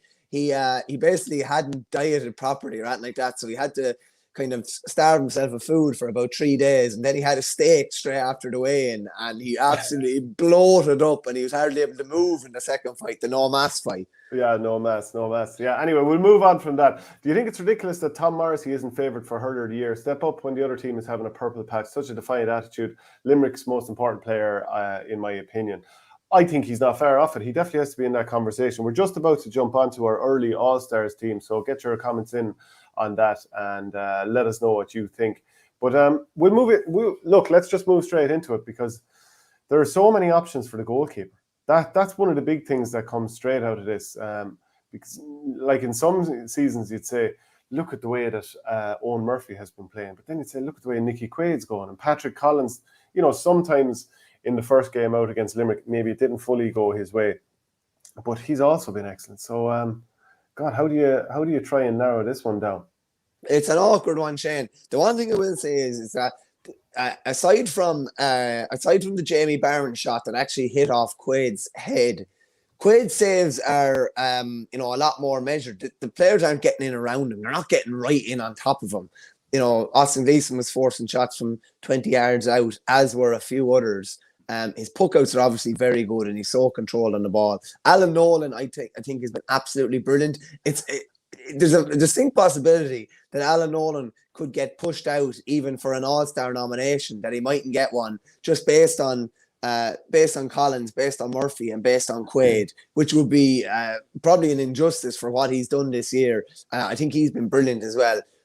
But it's Owen Murphy for me, Shane, on the basis of just pulling off saves that are 90% in the favour of the attacker, just spreading himself crazily. The performance against Cork wasn't too far behind, or might have been right up there with that Limerick performance in the quarter-final in 2018. And he was on a different level for me. It's probably Owen Murphy, closely followed by Nicky Quaid for me. Yeah, Conor McSweeney says it has to be Pat Collins. Joe Murray says Quaid puckouts are much more accurate versus Murphy. Great saves and shot stopping. Let me just see here. Before Cork's Munster Championship versus Limerick, I backed Cork at 9-1 each way for the All-Ireland. My 12-year-old daughter said I was a fool. This is Raymond Gilbert. Now, Raymond, to be fair, I've been kind of pushing Cork stocks all year, so I'm with you on that one. He hasn't backed each way as well, so even if they lose the final, he's already getting paid out. I can't remember. This is my mother commenting here now. No, Shane, he licks them until they vanish. I don't actually know what we're referring to there. That could be taken in any context, to be honest with you. My mother's always trying to have an old go at me there. She's a similar character to myself in some ways. Murphy's puckouts against Cork were very poor at stages. If Quaid pulls off a massive performance in the final, it's 50-50 for me. But on shot stopping, it's Murphy hands down. I'd be like you. I'd give it to Murphy just at the moment. So we'll stick him in there. People get their comments in. I think, Shane, as well, it's a lot of a lot of the time I think the instruction is to go along for Owen Murphy. And I think they're kind of traditional in that way, but he was absolutely outrageous against Cork. And even I know he got the line for 10 minutes against Wexford, but he was brilliant that day as well. Yeah, no, that's a fair point. So the full back line now. Is there anyone that's absolutely screaming out in the full back line? I think Robert Downey's really stepped up in the last few games. Sean O'Donoghue, Dan Morrissey. I mean, take your pick. There's so many options here. Hugh Lawler's had a couple of good games. Tommy Walsh has done okay. What do you think? Is there anyone that can't not be picked here? Dan Morrissey will be in pole position for an All-Star if Limerick win, but I don't know. Can we put him in based on a game and a half's hurling at the moment? He came on obviously against Tipperary and was very good. He was very good. I thought he negated Austin Gleeson against Waterford as well. I'm not sure if we can put him in full back based on a game and a half. That's not to say, do I think he will be the fullback all-star? I do, but not right now. Yeah, okay. My mother has clarified. It was the toffee pops she was referring to. So thanks very much for that, Mother. I'll be down the weekend. I'll be looking for them to be served up to me and some of the homemade apple tarts as well. So, right. Who are we nudging towards here? I think Sean O'Donoghue, the first day, he did very, very well against Aaron Gallan. I think that's a huge thing that he can do that well against such a star player. And I think he's been pretty good in every game since he was, especially as the game went on against Kilkenny, he rose higher and higher. So for me, I think Sean O'Donoghue is in here. Yeah, to me, it's between Sean O'Donoghue, Sean Finn, and Cathal Barrett for 3 cornerback spots at the moment. That's my own opinion. Yeah. To be honest with you, sorry. The most underrated hurler in the game needs to come into the mix as well, and that's Barry Nash, who just goes about his business so quietly and so effectively, gets very little plaudits. But to me, he has to come into the mix as well. Well, while I do recognise what you're saying there, I think he's been turned over on the ball a few times when he's bringing it out. Now, they do play a really high-risk sort of a game, so maybe that just comes with the territory and the management, accept that that's going to happen. But, I don't know if I'd have him, I think he's really good and he's had an excellent season, but I don't necessarily think I'd be putting him ahead of Sean Finn. I think Sean Finn is probably still number one in terms of the full back line. So you've just put Sean Finn in there, you've made that decision. There's no team or conversation in this. Well, I can press the delete button if you make a very, very good, compelling argument on it. But is there anyone we're missing out on here, people? Anyone from Wexford, Galway? How have you not made a more compelling case for Cathal Barrett?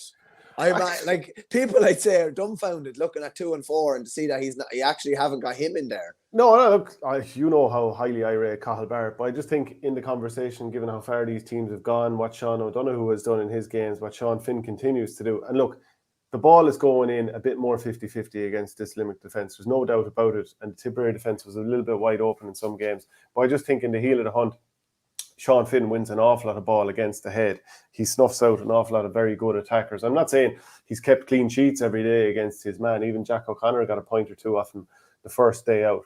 But in the heel of the hunt, I think you just have to kind of give it to him, don't you? No, I won't disagree. Just on the fullbacks, Owen O'Donnell was brilliant against Antrim and he was brilliant against Galway. He doesn't have enough time. He doesn't have enough game time under his belt. Injury has ruined him. Injury has. Paddy Smith's been very good.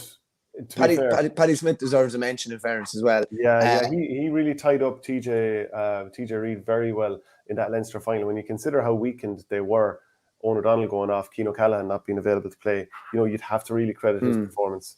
Dan Morrissey, I don't think has enough game time under his belt yet. I do think he could possibly end up as the fullback all-star. But for me, it's Conor Prunty fullback for me, Shane.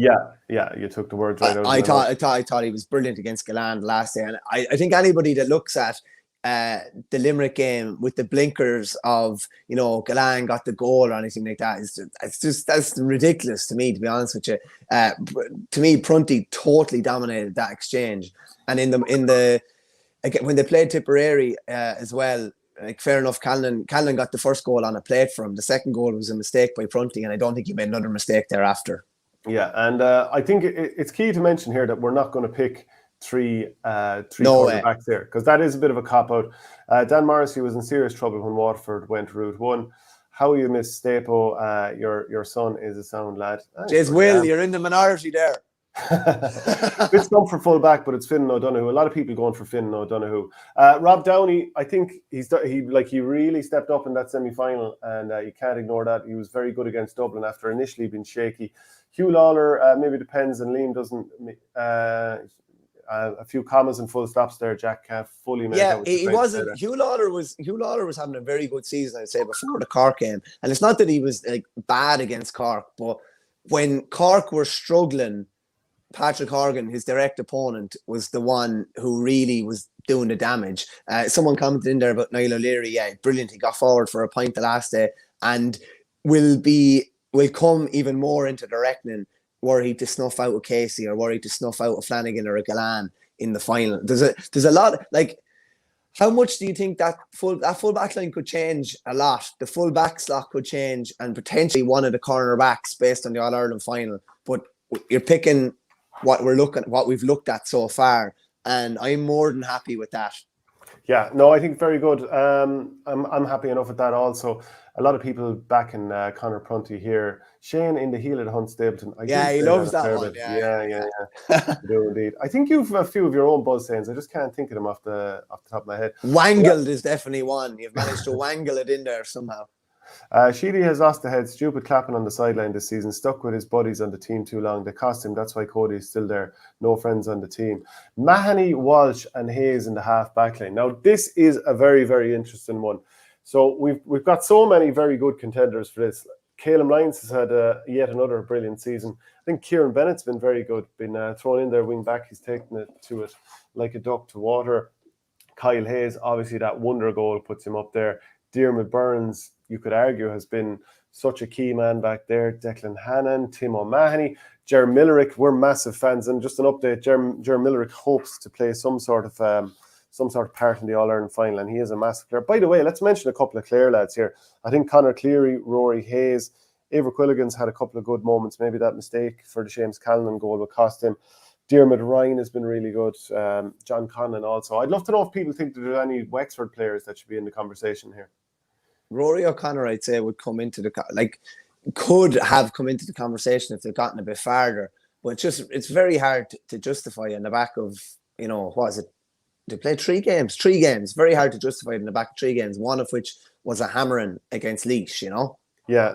Do you see Pádraig Walsh getting the number 6 slot here? I'd say, we know how good he is. We've talked about that for so long, but I wouldn't say that there's quite enough evidence to have him in this one. Would you be inclined towards Tim O'Mahony to be the wing back slot here? I think of all the candidates, I think he's number 1 as an all-star as a wing back this year, and I'm including Kyle Hayes in that. Yeah, your centre back one, if you're looking at it, Shane Bennett is obviously a makeshift centre back. I don't think he's in the equation. Declan Hannon is always going to be in the equation. I don't think he's been, he's not going to be unbelievably influential, but he's going to continue to go about his business really, really solidly and rarely makes mistakes. Was obviously potentially out of position or caught for the 2 goals against Tipperary. There's 2 centre backs of the All Ireland semi-finalists. Tipperary, I don't think of anyone in the equation there. I think Pádraig Walsh has been the best centre back we've seen so far this year. Can you tell me who you're going to put in centre back if you're not putting him in? Well, the candidates to me are Mark Coleman, Declan Hannon. I just think Kilkenny in the Leinster Championship. Okay, Pádraig Walsh, he's an excellent player. Was he brilliant against Wexford, and then against Dublin? That game was so skewed because of COVID and injury that it's very hard to know how to read into that game. And then they lose the All-Ireland semi-final against Cork. And he was decent, but wouldn't say he dominated the game. And you compare that to Declan Hannon and Mark Coleman and maybe even Shane Bennett to some degree. I mean, Bennett's, the semi-final didn't go his way at all. Maybe he wasn't brilliant against Laois, but he had a couple of big games against Tipperary and Galway, which might put him a bit further up the conversation. Tommy Doyle's been good for Westmeath. You'd have to mention him. Tipperary, yeah, I kind of agree with you. There's nobody really in that backline that you'd be mentioning. I don't think anyone in Galway. I don't think Pádraig Mannion had his greatest season. Dahi Burke, Aidan Hart, probably not. Yeah, I think I'd be leaning more towards Mark Coleman here. To be honest with you, Mark Coleman was someone who had kind of slipped over my head. And I was trying to find who the other outstanding candidates were. It would come down to Walsh and Coleman for me, and I would probably tip the scales to Coleman. I think he's been consistently very good throughout league and championship. And obviously he has another game to go on and probably cement that. Pádraig Walsh, in some people's minds, might be kind of hanging on at the moment, but Coleman's been very, very good. In fairness. Yeah, one of your phrases, Michael, Just on that, Shane Verney. Yeah, that's a very fair one. And then the other wing back slot, it almost feels like by default you're going to say Kyle Hayes. Like, he's been very good, like brilliant with the ball, driving forward, and he's an absolute nightmare. And the opposition have to plan directly for him. But he does get turned over an awful lot. And that is kind of just par for the course when you're trying to play that game and move the ball out of the back. He has scored 2 brilliant goals, the one against Tipperary, also the one against Cork. Both of them kind of broke open the game a little bit in Limerick's favour. But has he done better than Dermot Burns this year? I would say he probably has. I thought he was brilliant defensively last day. Whatever about getting forward, I thought he was brilliant defensively last day. He got in that flick on Patrick Curran near the end of the game to deny a goal scoring opportunity. And I was looking at him on Jack Fagan, and Fagan, who is a bit of a physical kind of freak as well, an absolute workhorse, just couldn't handle him. He just couldn't handle him. And I think it's Hayes probably for me at the moment. I thought Burns was decent the last day and has been good all season, but Hayes has had a bit of a highlight reel both defensively and offensively this season. I think it'd be hard pressed. Just one of the viewers said there about Declan Hannon, yeah, like he just goes about his business so efficiently and effectively. I can't even remember the last time he hit away the ball. I genuinely can't remember the last time he gave away possession. But I would probably be leaning towards Mark Coleman in the centre and Hayes on the wing. Yeah, that's pretty outstanding half backline. Tim O'Mahony, Mark Coleman and Kyle Hayes. I would have to give a special mention to Ger Millerick. I think he's been absolutely brilliant. In a different type of a role as well, Shane, completely. In a more kind of a stopper type of a role. Yeah, Niall Heflin says, Shane, watch the semi-final again. He didn't do anything spectacular, but he was a monster defensively and gave some brilliant balls into the forest. That is true, the crossfield ball. He did that very well. I watched the game 3 times, so I'm not just kind of saying that off the top of my head and just hoping for the best with the comments. His diagonal ball into the forward, like how many times does he deliver a ball into space diagonally that takes out a sweeper and is just in the lap of Flanagan or Gallan? He does it time and time again. Tim O'Mahony actually does the same ball a lot too, and it's but Ger Millerick, I think he should be in this conversation. Ger Pickering Jr., I think Pádraig Walsh plays with the most confidence in himself than 99% of the top hurlers, and he seldom wastes the ball or makes mistakes. Yeah, he's an absolutely brilliant player, no question about it.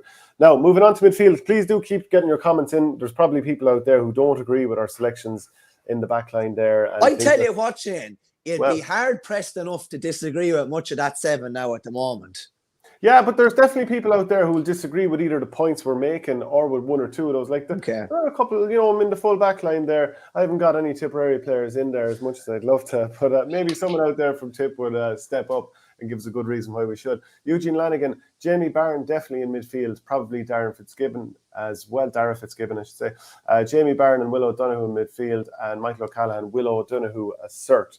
So would you go along with that? Like, you obviously do pump the Will O'Donoghue narrative a nice bit, as do I. Like, he's an excellent player, so I can understand why. He's the enforcer, Shane. He's the enforcer. He does, in a more understated version, he does, I think, to me, he does what Michael Fennelly did for Kilkenny for years. He gets in that big hits, he turns over, big ball.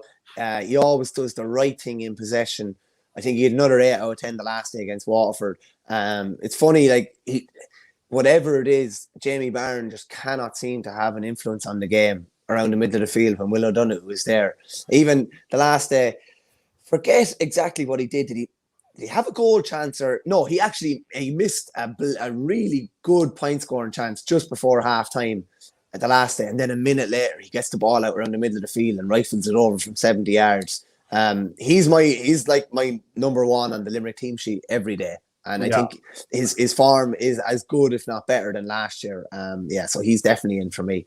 Yeah, I think I'd agree as well. Will O'Donoghue jumping in there at midfield, he has been, he's just a bit of an enforcer in midfield. And I think a lot of the Limerick players have had like up and down within games. And, O'Donoghue wouldn't be any different to the rest of that because, they struggled at times against Tipperary. Waterford had them at the back foot at times. And so did Cork the first day out. But in the heel of the hunt, he's definitely, there I go with the heel of the hunt again. he definitely would be in there. Darragh Fitzgibbon scored a point the last day against Kilkenny, but he was taken off before being brought back on. I definitely am a big fan of Luke Meade. I think he's been very good. I don't think there's anyone from Tipperary or Kilkenny in this conversation. I don't think there's anyone from Wexford. I'm even looking at Galway. They were very poor all year. I think Peter Hogan was very good in the last few games for Watford. He certainly deserves a mention. Very quiet against Robbie Limerick. Greville for Westmeath, I think, has been very good. And please get the comments in if there's any counties you feel that we're underserving here. Cathal Malone gets a mention. From Cathal Malone, wait till we get to number 10 or 12 for Cathal Malone. Yeah, he does play around midfield, though. Yeah. To be fair, an awful lot. Now he moves into the forward line, takes shots as well. Barron was anonymous versus Limerick again, almost had the Indian sign him. Like, I was interested to see him move in full forward, that they did try something different, and he was definitely having an impact in there. His does a lot of defensive work too, so quick getting back and putting shoulders and flicks in, that he is. Paddy Purcell, very good for Leeds this year. Yeah, precise comments with the Bruno Fernandes. Avatar says Luke Meade, yeah, we've been talking about him. More support from Brian Timmins for Will O'Donoghue. Kyle Hayes is a real good sort of a man. Skill, power, strength, defending and attacking. Cathal Malone were to mention. Luke Meade, of course, has been mentioned yet again. And Jamie Barron definitely has to be in there. Are we going to go for Jamie Barron, do you reckon? Yeah, Barron was obviously brilliant against Galway. He didn't play the first day. He played 10 minutes against Laois. He was brilliant against Galway. He was brilliant against Tip. He was quiet against Limerick at midfield, but I still give him a 7 out of 10 rating size because I think he tried very hard and went inside and was very dangerous. I'd be hard pressed to put someone ahead of him at the moment. Now, someone could play their way ahead of him in the final, but at the moment, I'd say he's probably still pole position for that second slot in midfield. A point that's worth making is that Darragh Fitzgibbon has actually he's wearing number 8, but he's been playing wing forward a nice bit. So if you were going to pick a midfielder for Cork, you'd probably be looking between Luke Meade and Conor Cahalane. And I'd be pumping hard for Conor Cahalane here, only I think there at times against Kilkenny, like the second half didn't really go his way. But I think overall he's had a really good season and he's somebody that Cork will be leaning on for years to come. Darragh O'Donovan is mentioned by Pádraig Crone, and Jamie Barron seemed to outplay most midfielders all year. 2 workhorses. Will O'Donoghue maybe ahead of Darragh Fitzgibbon. Conor Burke, Dublin. Yeah, Conor Burke was very, very good at times, but just things came apart a little bit for Dublin. So it's going to be difficult to bring those players in. Just on that, Shane, as well, sorry, and I'll go back to my saying again, just on that. Darragh O'Donovan probably had his best game for Limerick since probably 2018, I'd say, in the semi-final last day. But I'm still a bit mystified how he got man of the match. He was quietly effective, but there were 4 or 5 probably Limerick players that were better than him last day. But just does deserve to be mentioned. Like, if he's a big final, he probably comes into the equation as well. Yeah, so who are you voting for here? I go for Jamie Barron, Shane. Yeah, I think Jamie Barron as well. And I do kind of want to push the line of Luke Meade. Jesus, I typed in James Meade there because I was getting a little bit kind of caught between the two of them. But yeah, I'm happy to go with Jamie Barron and Will O'Donoghue at midfield. So now we're going to go to the half-forward line. Keep the comments coming in terms of any lines of the field, really. We're happy to discuss your thoughts. And if you can give us a specific reason why that might give us a talking point as well. Half-forward line here. Is there? Will I just type in Tom Morrissey's name and less of the messing? You can type in Tom Morrissey's name and you can type in Cathal Malone's name as well. And can I type in Cian Lynch's name?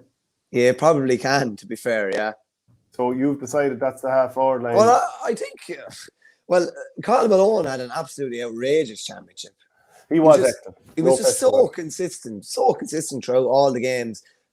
He got that brilliant goal against Wexford. I think he had 1-3 against Wexford. Like, he was getting a handful of scores in most games. Yeah, he got 2 against Tipperary. Yeah, while being back in the full back line at different stages as well. And he just, he was able to step up if Tony Kelly was a bit quiet. And I just think he probably was nearly maligned in some quarters a couple of years ago.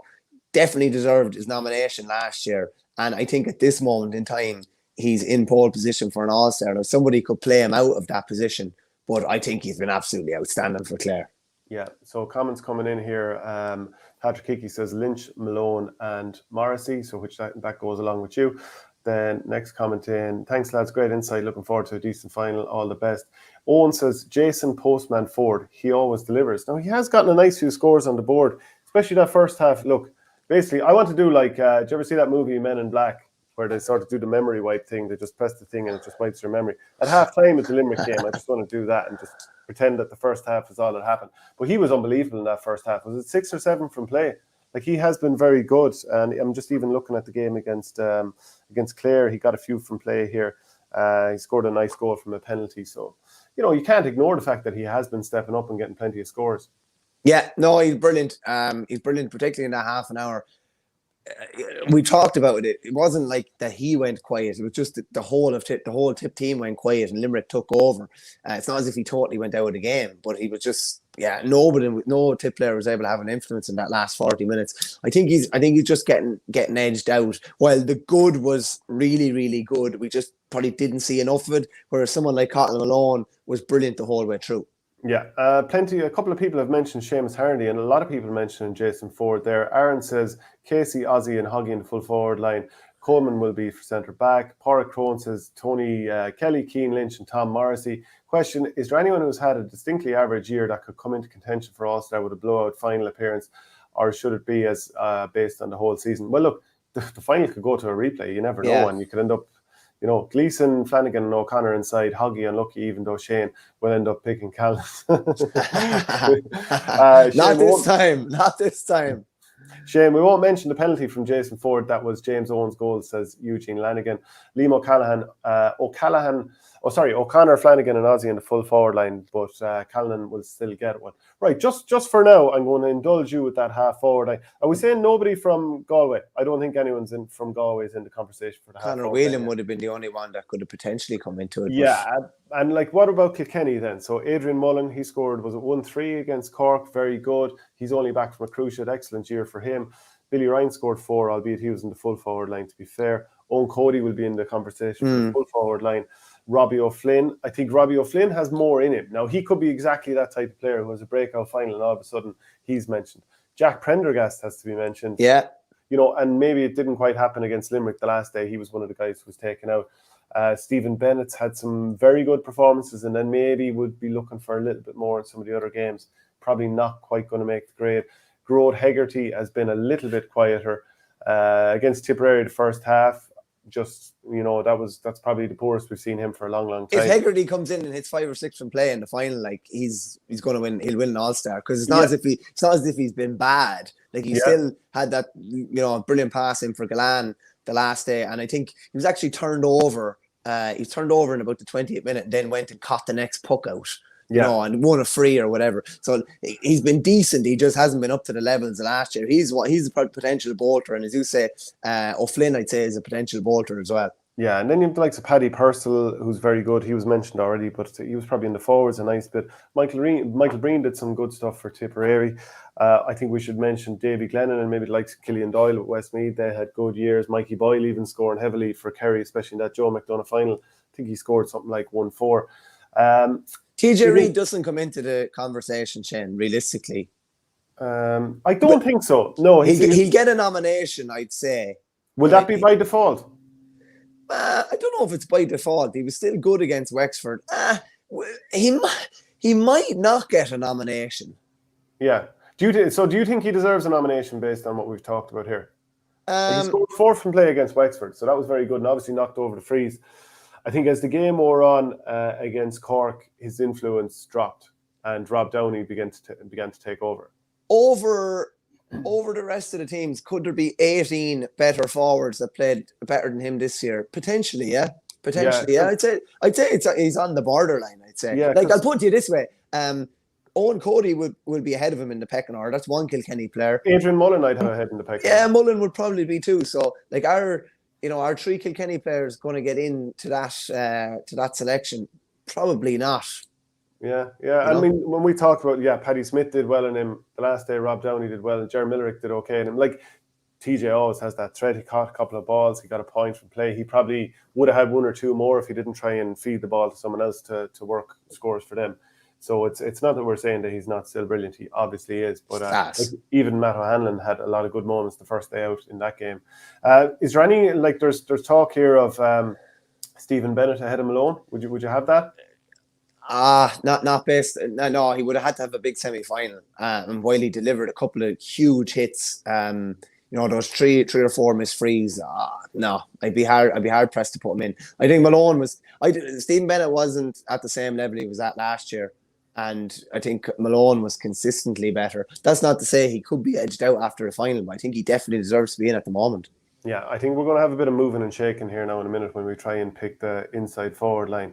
because we're going to go 13, 14 and 15. And is there anyone that you're thinking can't not name them? I'm just going to put Jack O'Connor's name in here. No, I think you have to put him in. What about Tony Kelly? No, I think Tony misses out this year. Yeah. On what basis? Because I'll put you this way: who was more consistent for Clare this year in the championship? Like Cathal Malone was more consistent, and he probably Cathal Malone may have scored more from play than Tony Kelly in this year's championship. I'd love to get the thoughts of some Clare folk. And he's not far off. No, Shane, Ryan Taylor was very good this year also. Ryan Taylor was very good too. Like we think Tony Kelly is the best hurler in the country, or in the top two anyway. It's not as if we don't. It's just you're based on, you have to go on what you've seen this year. You're not going on a legacy thing. I do think Malone was consistently better. If you're putting Kelly in, like Kelly will do well find a spot in that inside forward line. Will Austin Gleeson find a spot? He's been mentioned a few places here. I don't think so.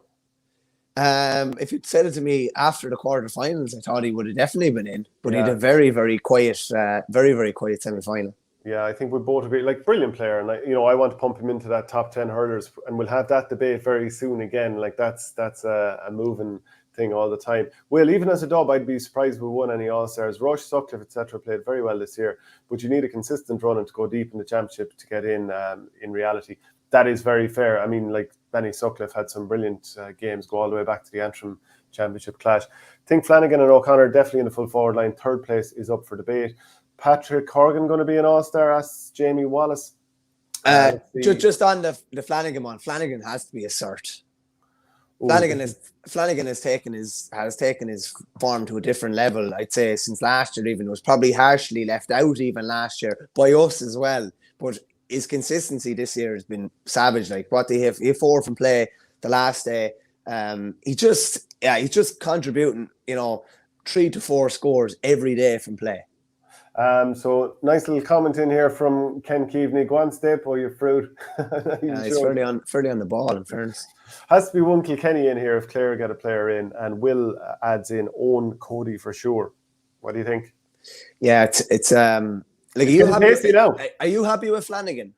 I think he's been really good. Yeah, he's been really good. So it's worth throwing. Peter Casey also has been very good. The red card is probably just going to be enough to edge him out. We're looking for reasons there to leave lads out, so we'll probably just take that as our handy little way out of that. Flanagan is like Flanagan. No, I don't mean this that Gillan is going off the boiler like that, but Flanagan is almost the new focal point of the attack in many ways. I tell you what, a brilliant comment has just come in from Michael O'Callaghan. Unpopular opinion, but if Cork win, Hoggy will win Hurler of the Year. May not necessarily deserve it, but similar to Canning in 17, will get a cause.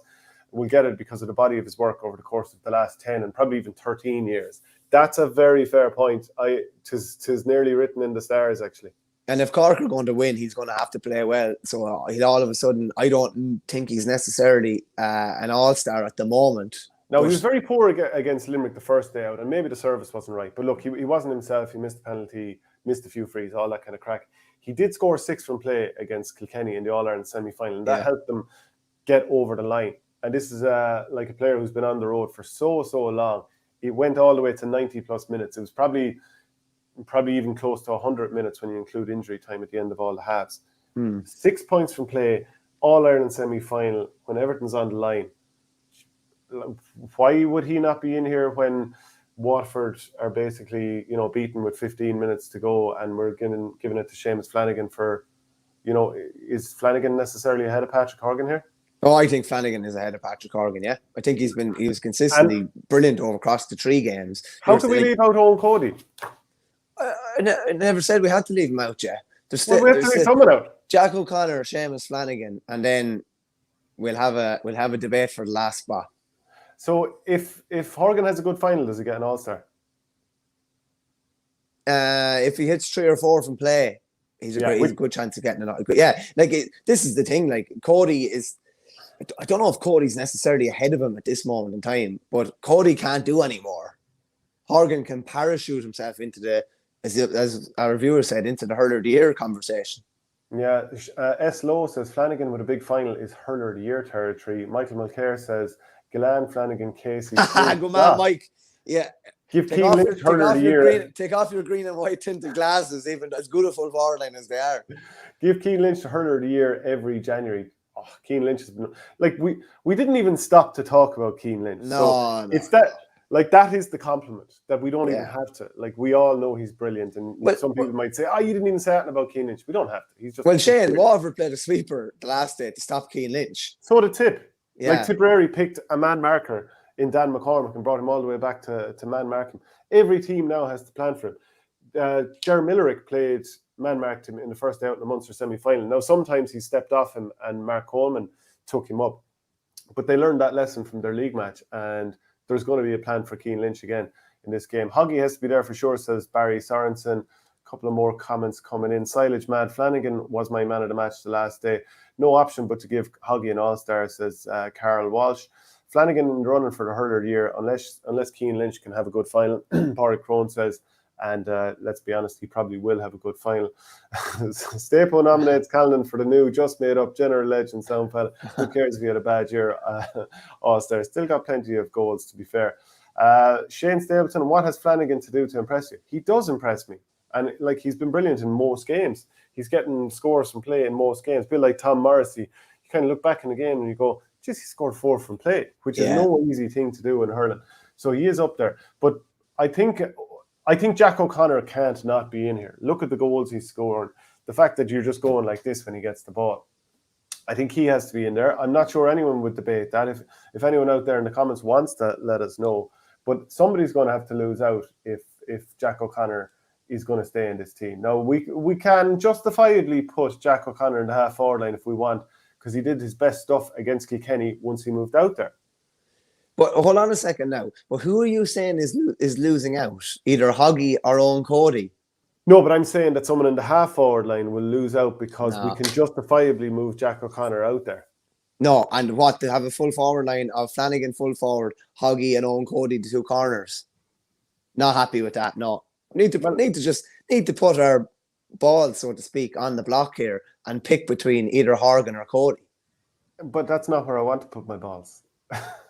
Sean Finn, hurler of the year. Keane Lynch, best ginger hurler ever. Just there can't be many that'd be able to keep into him at all.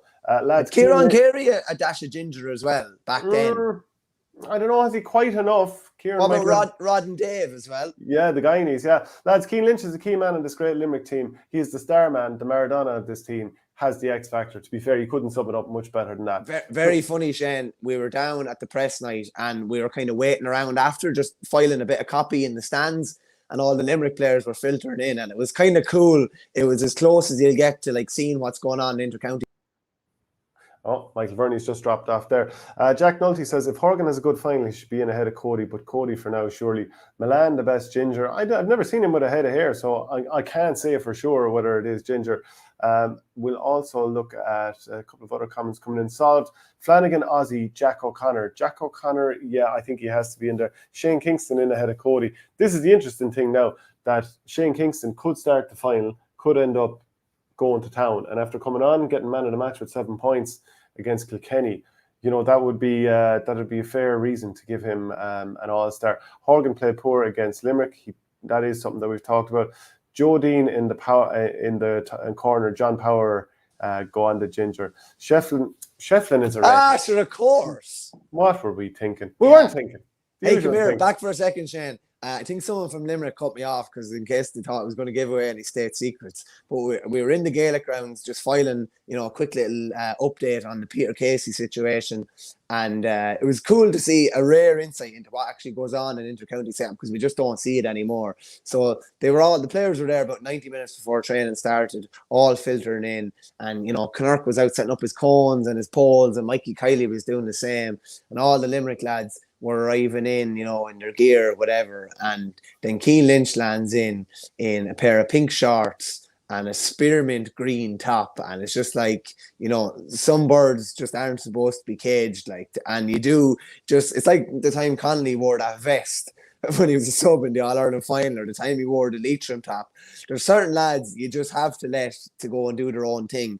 And by him being that bit of a free spirit, he brings that kind of free spirit nature almost to to the match as well and can just turn things so quickly. And he's such an important player. Interesting. Someone said there, like, Kingston is a cert.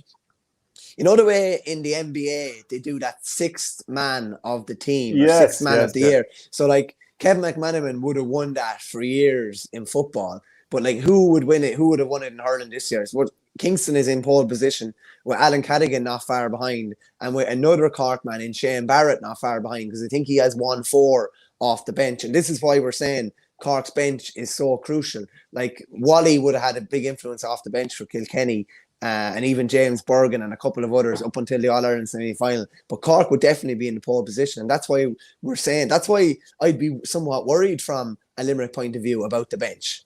Yeah. Comment in here from Pat Walsh: Kevin Hennessy or Brian Wheelahan, best ginger hurler ever. Hennessy, fastest goal in an All-Ireland, 19 seconds. He would have done it in 5 seconds, but he had to turn.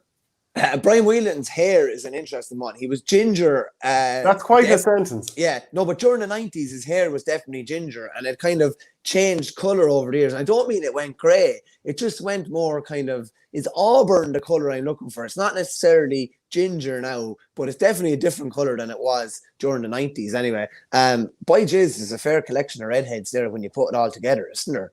Brian Whelan and Henry Shefflin and Keane Lynch, 3 of the best hurlers we will ever see. Is it to be said that redheads are the best hurlers in Ireland? I think Declan Ryan, the best ginger. Declan Ryan, the left-handed bull of a forward for Tipperary. Some yoke, by. Like, there's a fair collection of them. I can smell a piece coming. I just hope people don't take it the wrong way. Yeah, we should be celebrating gingers. We definitely should be. Okay, well, back to the team now. We need to finish this thing out. So forward line then: Cathal Malone, Keane Lynch, Tom Morrissey, Owen Cody, Seamus Flanagan, and Jack O'Connor. So that means that some big names have been left out. Obviously, the most goals, Seamus Callanan, of course. Rory O'Connor is not in there. No. Let's see, TJ Reid, obviously we've kind of left out. Patrick Horgan, Ozzie Gleeson, Desi Hutchinson had some good moments. We've kind of said nobody from Galway has particularly floated our boat. So I think we're pretty much happy with that. If anyone else has any comments, get them into us. A couple of the Antrim forwards have definitely done well over this year, and a couple of the likes of PJ Scully, Ross King, they've had good seasons. Even Willie Dunphy and Chad Dwyer. Jake Morris has had some good moments for Tipperary, to be fair. So Shane, I'm plumping for Cody, I have to say. Yeah. Okay. So we go with that. I think he's been brilliant in the 3 games. Huggy could well overtake him, but I think he's been brilliant in the 3 games. He came of age this year, really. What about Tony Kelly? What he did at full forward against Waterford the first day out, and he has had some good games. Yeah, it's because of his high standards that we're probably not giving him as much kudos as we should. Just because, like, he was somewhat quiet against Tip, still had a massive influence. He was somewhat he was quiet in the first half against Cork, but he had a brilliant second half. Maybe we're not giving him enough kudos, to be fair. Jason Ford isn't a bad old redhead either. No, Jenny Mac. Yeah, I don't know. They keep coming. Okay, so we're going to move on from that. Are we been? Yeah. Like I thought we were done now. Like, so let's just go through the team one more time. Are we underselling what Tony Kelly has done this year? Well, maybe we are to some degree, and if people have a compelling point to make, get it in. But look, we know that this could change after the final. But I'll run through the team one more time. Yeah, but Shane, can I just say, our opinion shouldn't change. That's the one thing I'm saying. So if we think after the final, we can't say Tony Kelly deserves an All-Star in hindsight. Yeah. Do you know what I mean? Yeah, no, that's a fair point. Well, look, we'll run through it once more, and maybe something else will spring to mind. Owen Murphy in the goal, Sean Finn, Conor Prunty, and Sean O'Donoghue as the full back line. And we are trying to pick lads in their positions there, so that's something we're not going to pick 2 full backs or 3 cornerbacks, for example. Half back line of Tim O'Mahony. The fact that we barely even debated it shows that that's a cert as far as we're concerned. Mark Coleman. Now maybe you could make a case for a couple more and keep the comments coming in. Kyle Hayes. Midfield of Jamie Byrne and Will O'Donoghue. Half forward line of Tom Morrissey, Keane Lynch, and Cathal Malone. And a full forward line consisting of Owen Cody, Seamus Flanagan, and Jack O'Connor. Yeah, leaving out Tony Kelly is tough, to be honest. Yeah. Owen Cody ahead of Jason Ford, Tony Kelly, and Ozzie is madness. Lads, Barry Nash should be in there, says the treaty men. Verney, stop waffling. It's Limerick and it's the final. Conor Whelan, redhead. Yeah, lads, it's a joke, really, isn't it? Yeah. So actually, a good point from Patrick Hickey, a Clareman. Other Clare players stood up this year, so it was not all about Kelly. So yeah, they were leaning so heavily on him last year. Other players did step up this year. Are you happy enough with that team? It wasn't all about him, but he still contributed handsomely in 4 games. Cody was good in 3 games. Yeah. Jenny Mac. I think Kelly is a victim of his own brilliance here. Yeah, and I feel sorry for Will O'Donoghue, redhead as well. Most good hurlers are redheads. This seems to be the bottom line at this stage. I'm feeling a bit. I think Patrick Horgan's a little bit hard done by here. He was pretty good against Dublin also. Yeah, it didn't happen for him against Limerick the first day out, but that was some contribution against Kilkenny in the semi-final. It was a fair contribution. Tony Kelly nearly lifted Clare over the line against Cork. Yeah, this is the thing. God, it's tough. God, it is tough. Have we made our bed now at this stage? Have we? I think we've made our bed. Just one last time. I just want to hear Shane Stapleton say, "Go on Limerick on Sunday." Go on, Shane. Do you know what? The truth of it is, I want both teams to lose. No, I'm a Tipperary man. Okay, we'll go through the team one last time here, and I think we're going to stick with it. Murphy, Finn, Prunty, O'Donoghue, Tom O'Mahony, Coleman, Hayes, Barron and O'Donoghue, Morrissey, Keane, Lynch and Malone, and Cody, Flanagan and Jack O'Connor. Look, there's an All-Ireland final there. It might change ever so slightly. But what's the breakdown, Shane? 2 Kilkenny. There's a couple of Kilkenny. I should have colour-coded them, let's be honest. There's Coleman, Donoghue, O'Mahony. There's 3 Cork lads, 4 Cork lads, which is fair. There's 6 Limerick. 1 Clare. And there's 2 Waterford. 2 Waterford, yeah. Yeah, fair enough spread on how teams did in the championship. Like the 2 finalists have 10, the 2 semi-finalists have 2 apiece, and 1 quarter-finalist has 1. Yeah. Michael, because Clare says Horgan will score nothing in the final, he'll be chasing after Finn. He'll be chasing him the other way. I don't think he'll be on him. No, Finn went on them, Jack O'Connor. Well, not all the time, but he seemed to be on him a bit. Pat Collins is a ginger. Richie Power, redhead. My God. Tony will retire as maybe the best hurler of all time, and these are his prime years. Seems a shame he won't get recognised for Brian Lohan, redhead. Lads. It's ridiculous. Right, that's our team. Keep your comments coming in and let us know if you have any other thoughts or if there's anyone that we left out and we should have brought in. Just a quick couple of things to touch on before we finish out. And one is the John Small incident from the weekend. Now, at all times, I'm looking for excuses not to send lads off. That's pretty clear. That's kind of a running theme here. But as I said, I was in the press box for it. So that's the Hogan stand upper, right in the middle of the pitch, more or less between the 265s. And I'm in the lower portion of the upper tier. So I've got that perfect view, the same one that the commentators have that are doing it live on TV. And it's a brilliant view. And as soon as, when that ball went to Owen McLaughlin, you knew he's going to be in bother here in terms of it's a hospital pass. He's been put into trouble by his teammate. But as soon as a connection was made by John Small, I just said red card. I didn't want a replay to know that. And I can't believe that the referee or linesman, just as a duty of care, didn't stop the play, that it wasn't a free, and that they didn't see that it was a red card. I had the same view of Richie Hogan's red card against Tipperary in 2019, and instantly I said red card. And you see the replay, and I saw the exact same thing. And then the same thing with the John Small one the other night. They didn't play a replay for a long time, which was fairly telling. And when they did, you were like, it caught him in the face. Obviously, there's the double fracture to the jaw, but it caught him in the face. That is the sort of tackle that is always going to be a red card. I'm not trying to besmirch John Small's character or anything like that, but it's just a red card all day. And if that same tackle happened in hurling, it's probably also a red card. Like I've mentioned Richie Hogan's tackle. Earlier on in that same 2019 season, he bounced up when he was hit square in the head like that. And that probably should have been a red card.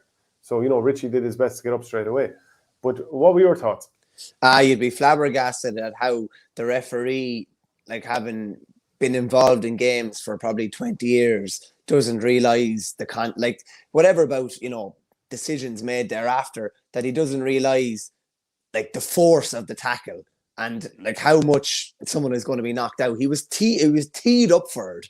He was absolutely lined up for it. How the referee didn't stop play and didn't realise that, that he had a serious incident on his hand is, it's hard to really fathom, to be honest with you. I'm probably not in the same camp as you in that I didn't instantly think it was a red card. In hindsight, looking back on it, it did look like more of a red card. When you look at it another couple of times, the referee obviously doesn't have the benefit of that, but he does have the benefit of someone very close to him on the sideline, and two guys looking at it at the far end and two guys looking at it at the other end, even if he's not 100% sure of what the call was. So you'd imagine that a conflab between them all, they should have been able to come to a consensus of just how bad the tackle was. Now, the still photo looks very bad. There's no point in saying any different. Are you talking about the one with the elbow? Yeah. He didn't hit him in the head with the elbow. Now, I think No. he hit him braced and bounced off with his elbow like that. But he was looking at the player receiving the ball. He went in. I've no doubt that he was just trying to plant him shoulder to shoulder. But whether it happened at the exact same time or he started by hitting him at the top of the shoulder and slipped into the face straight away, you burst the lad straight into the face in the heel of the hunt. And I put up the slow-mo video of it, and there's a lot of Dublin fans out there who are very reasonable about this thing and say, fair enough, he's calling it as he sees it. Others are deciding there's an agenda or something like that, as if I would have an agenda against Dublin GA. Nobody stands up for him more than I do, to be honest. But I just thought, in terms of player safety, if you roll the dice and go in that hard, it is a red card for dangerous play. You took a gamble, and you took a gamble with another guy's safety. And the only thing I'd say about the Conor Lane's decision is that having to make that in real time, you had a definitive decision made up when you saw it. He clearly had no decision made up, which is it's scarcely believed that he didn't realise how serious of an incident it was at the time. Because when you see a bone shattering tackle, and that's what it was. It was a double bone shattering tackle, and for him not to recognise that and see that is just unbelievable. I do think that had an impact on the game, in that I think he quickly realised when Owen McLaughlin had to go off just how bad that tackle was, and the fact that he was after making a massive mistake. And I think his mentality towards decisions in the rest of the game were swayed as a result of that. I don't think that's inaccurate to say. I do think he definitely leaned towards Mayo. The Colin Pascal black card, I didn't see that as a black card, I have to say, at all, to be honest with you. Is he supposed to stop? Is he supposed to totally stop and get out of somebody's way? He knew what he was doing. He didn't jump in his way or anything. No, I disagree with you on that. But it was an awful decision to make, and it could have been a total. It's obviously a game changer for Owen McLaughlin's season now, and God only knows what sort of a state he's in, having had an operation of that nature done, and when he won't play for the rest of the year, I'd imagine. But just for a referee not to recognise the seriousness of it and just hands up, play on, is it's unfathomable, really. Do you think sometimes that GA vote codes can be almost unrefereeable? That it's, when you're out there and you've run, I don't know, maybe he's run 10K at that stage, or maybe 8K or something like that, and he's in the middle of an unbelievably pressurized environment, that he's different members of his team of officials in his ear talking to him, that it might be a bit of a sensory overload, and it's not that easy to make decisions with clarity. Potentially, it's also, if you even lose control slightly early in a game, all of a sudden things start snowballing. I don't know if that incident would have happened. Maybe it would have had, but it's less likely to happen if other things were nipped in the bud earlier in the game and players realise that it's not open season and they can't get away with doing X, Y, and Z. If you let things away maybe that should be called, or you're not coming down as hard on a guy for a tackle or whatever as you should be, all of a sudden lads kind of think you've been in that in games. And it's open season. It can descend into farce. And that's nearly what happened at different stages the other day. Even still, I can't get my head around the Rob Henley 45 and exactly what the reasoning was there. Well, look, I was there, and this was my take on it straight away. Now, some people have said that there was 16 players on the field. Some people said that Mayo had 16 players on the field. Some said Dublin. Both teams were making substitutions at the time, and it was brought back for that. Other people said that Philly McMahon had just come on and he walked across the line of Rob Hennelly when he was taking the 45.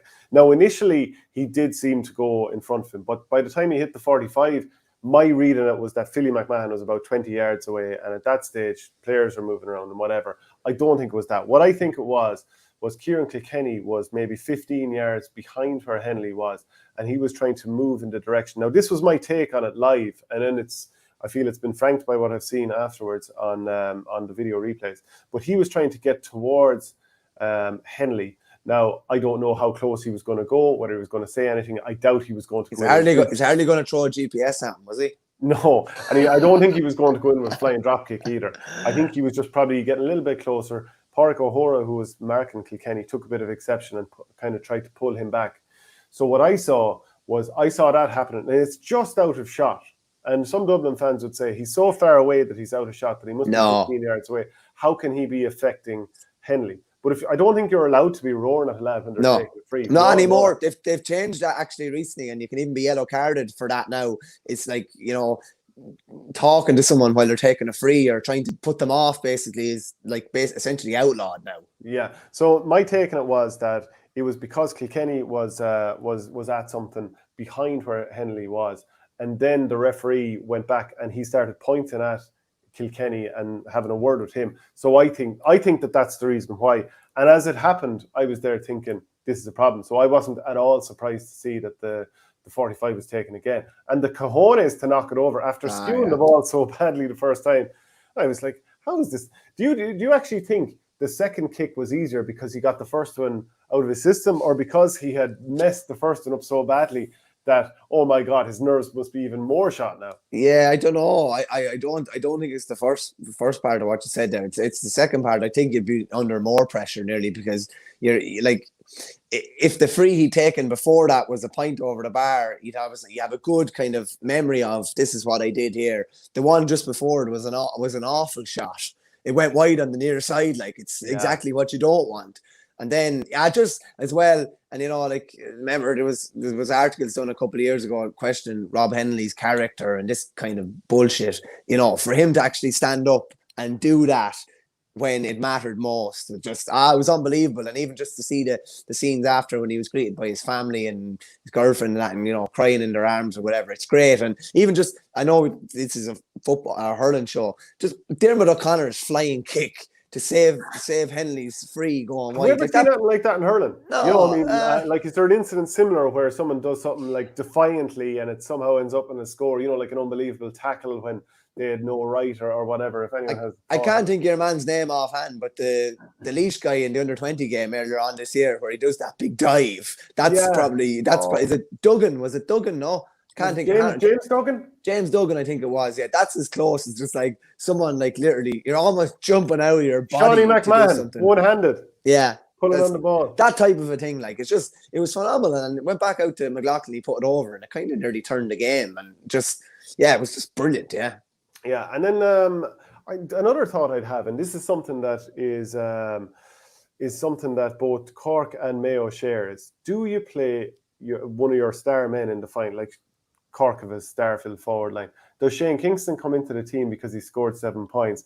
I look at him and think he came on and played angry. So he gotten dropped. He probably felt like getting dropped was coming, even though he got some scores in some of the games. But after the Dublin game, as I was saying on the show, I think he'll get dropped for Barrett, and Julie, it happened.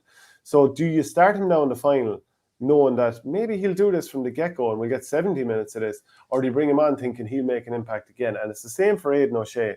Right, people love like dancing all over Aidan O'Shea. When things don't go his way, he gets absolutely slaughtered. People are lining up to take a cut at him.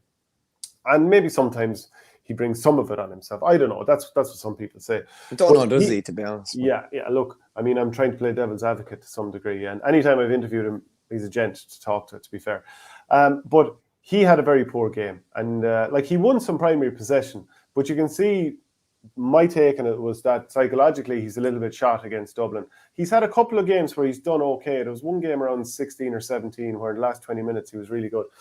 But generally he's had a tough time against them. He missed that first one from the 14 when Davy Byrne slipped on his good side with the angle for a left footer to curl the ball. It was perfect. And he hit it wide. It couldn't, we were all shocked. Then he missed the mark on the 14.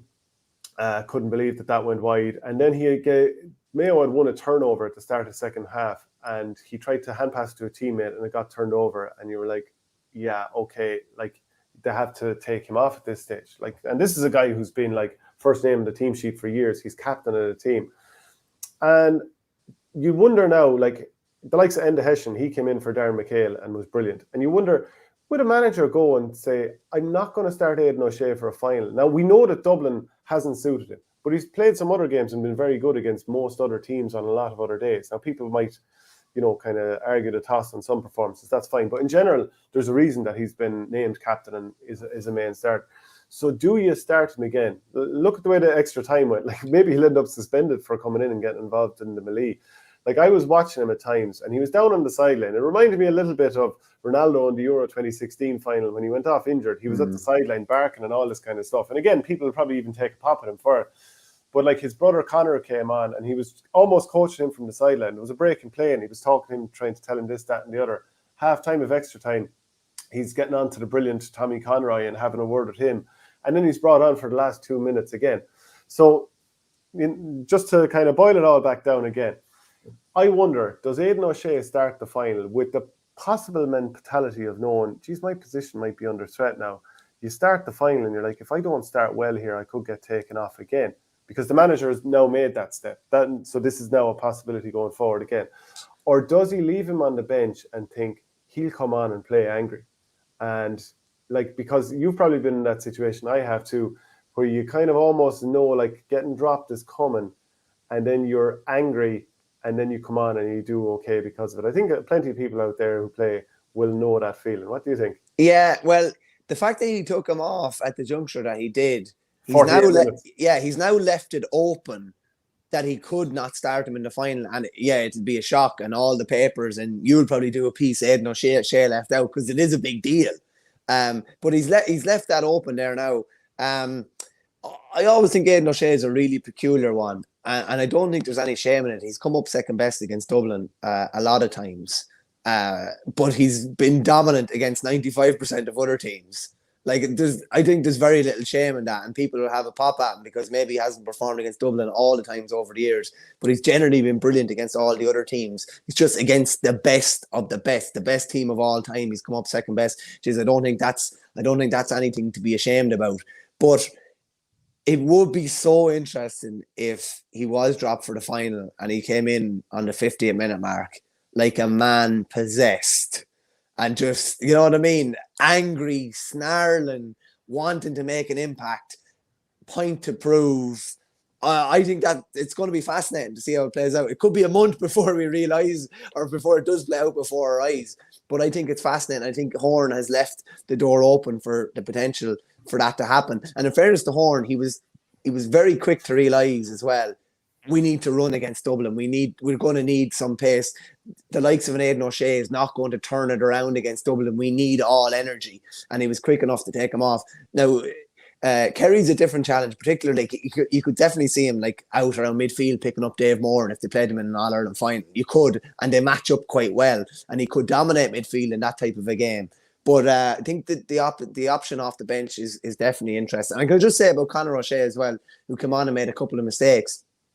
He's been much maligned. There's people who have said the only reason he was on the Mayo panel was because of his familial connections. And like, I was delighted for him to come in and prove a point as well at times, getting some big kind of plays in too. But it's going to be interesting. It's going to be real interesting with Kingston too. The only thing about Kingston starting is that they do have a ready-made super sub in Shane Barrett. He's been perfectly suited for that role. So it's not as if... Or Alan Connolly or Alan Cardigan. Yeah, so it's not as if they've no other option if they start him. They do have other options in reserve. Yeah, no, that's true. Plenty of comments coming in. Lads, I'd leave Shane Kingston on the bench, give him a minute at the end, maybe. Wow, I certainly wouldn't be going that way. Kieran from Limerick, I'd say, somehow. Yeah, you want him left off. Bring Kingston as a sub as a shout, similar to Dowling in 2018-19. Substitutes can be crucial. James Coughlin, great show, lads. Good crack. We certainly do try and do that. Aidan O'Shea, very good, but Mayo nearly better off without him. Starting he's good, but a bit overrated the last few years. The thing is, he was also played out of position at full forward. He has done well at full forward, but I don't think that's his position. Yeah, his first season in, I can remember himself and Barry Moore being played full forward. But O'Shea has a good record against Kerry. Exact type of player to Kerry full back line would have trouble with, says Mossy Lyons. That is a fair point too. And hopefully Fergal Horgan lets the game flow on Sunday like the 2 semis. If Limerick are allowed to be physical, I think will win. But if then not, Hoggy will win it with the freeze. So actually, final point then before we finish up. Now that's a tough decision for both James Horn and for Kieran Kingston. So we'll be watching that one closely. What do you think of the Offaly Under-20s yesterday? Again, it's a hurling show, but Michael Verney, you watched Offaly win their first national title in 23 years. I was there as well. Quite a thrill to see them and beat Roscommon in the manner that they did. Absolutely majestic, yeah. Jeez, it was great. So we're absolutely starved of that. We waited 23 years for that. I was 2 the last time they won an under-21 title in 1988. Funnily enough, I don't have any recollection of it, surprisingly enough. I think it's the nature of the way they play. Yeah, fair enough. They play a sweeper. Rushing Keenan Martin goes back and plays sweeper when they're defending, but they were attacking in waves. And you're looking at, Cottle Donoghue, Jack Bryant, Aaron Kellehan, Cormac Egan, and you're thinking there's 3 or 4 like really good attackers to burst on the scene over the next 4 to 5 years, which is just a really exciting prospect. Morgan Tyne in midfield, brilliant. Just everything around yesterday. I was walking up Drumcondra around what was it, about 1:15, I'd say, and like several from Offaly was just gone bonkers already. The ball hadn't even thrown up and they were just gone fecking mad, and it was great. It's just the want and thirst for it. Everyone's just been waiting for it for so long, and I think the way they play, that's so easy on the eye. Like I was saying to one of the lads last night, we're like, that team is the envy of everybody in the country. Like everyone would be proud to be following that team and the way that they play.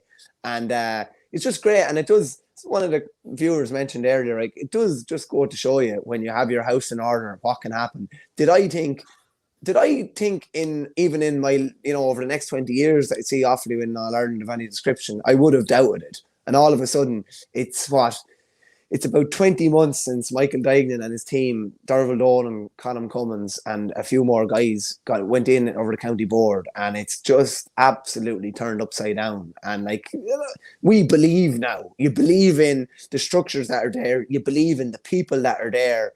And yeah, it was just phenomenal. And I think the way that they won it as well, the fact that the Roscommon got a massive bounce from the bench and left just a goal in it going down injury time. If you're going to win, I'd rather win hanging on any day of the week just for the sheer drama of it all and not knowing. Like I was doing a snap report for online, and it was just like the opening part, and I felt guilty writing it with 5 minutes to go. I was like, Offaly win their first All Ireland of any description since 1998, and I was like, geez, I nearly delete that, like, because I'm tempting fate here. Do you know what I mean? Like, that's what it felt like, and thankfully I was able to leave it there.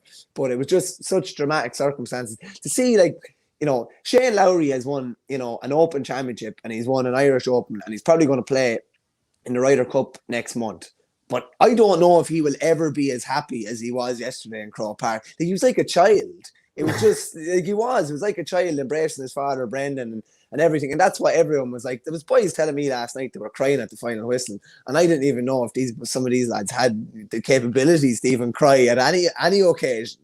You know, it was just absolutely phenomenal. It was in the Celt for a few hours last night, an Offaly pub, and it just unbelievable just to see everybody and see how happy. That's what I'm saying about the GAA earlier. We've done a lot wrong in Ireland, but there's so much right about the GAA. And how much do you put down to, Michael Dignan and co coming in? How much do you put down to the management team? How much do you like to Dave Hare, who I think has done the S&C with these lads the last few years? They look in great shape. Like Cormac Egan, he burst forward, took a ball off the shoulder of possibly Jack Bryant and burst the defender onto the ground and knocked it over from a tight angle. So there's a lot of different people, but how much is each direction? It's probably hard to define, but a lot of people getting credit. Those development squads were probably turned around about 5 or 6 years ago, and they're that crew now are one of the first crews to come through. Basically, Shane, we were miles behind Trenton conditioning wise, and Dave Hare and others doing massive work. David's obviously gone; he's in St. Jude's now, but deserves massive credit as well. Just to mention as well, Vinny Claffey and Colin Quinn in the background there, organising a lot of the various personnel involved with the various underage teams. It's not just Michael Dignan or anyone else, or Declan Kelly's been there for 4 years. He's gotten them really competitive and really, really consistent now as well. There's a lot of different factors at play. But definitely, Lowry coming on board, Dignan coming in, the things were moving, but all of a sudden, from moving at a decent pace, they're just absolute. It's all kind of snowballed very, very quickly now, and yeah, it was just unbelievable even to see the lads in Tullamore last night. And there was no homecoming. I'd say there'll be several small little homecomings around all the 40-something clubs in Offaly over the next while, and by God, they definitely deserve it too. Yeah, it was brilliant just to see an unlikely All-Ireland final pairing of Roscommon and Roscommon have been there before. And, for those Offaly players, given the dominance of Dublin in Leinster and, Offaly are a long way from winning All-Ireland, this might be the biggest title that any of these players ever win. I think a lot of those Roscommon lads will fancy that maybe they'll win a Connacht title in years to come. So I don't think you can underestimate the importance of this. Like, COMP Co-Production says, if you're asking about what will come from this Offaly Under-20 team, it will be a competitive senior team for the next decade with 3 big semi-finals down the road. Feels like the Tip minor win. Like, do you feel like it's moving that direction? And even like, has John Mahon, what he's done at the senior level and obviously the county board level beyond that, does it feel like Offaly is moving in the right direction? No, definitely, yeah. Like, John Mahon has turned around the senior team. That senior team is now of a really good age profile that over the next 3 or 4 years, these guys will be able to blend in. Like, I would have always worried what would happen when Niall McNamee retires, like one of our greatest ever players. But there's a succession plan in place now. He's blooded a load of young fellas. There's guys playing for the seniors this year that just wouldn't maybe have been expecting them to play as soon as they have. They've settled in there, gone really well. And these guys will blend in over the next 3 or 4 years. The key thing, though, is just to be patient with them. Like, Cormac Egan has only gone 18, like, you know what I mean?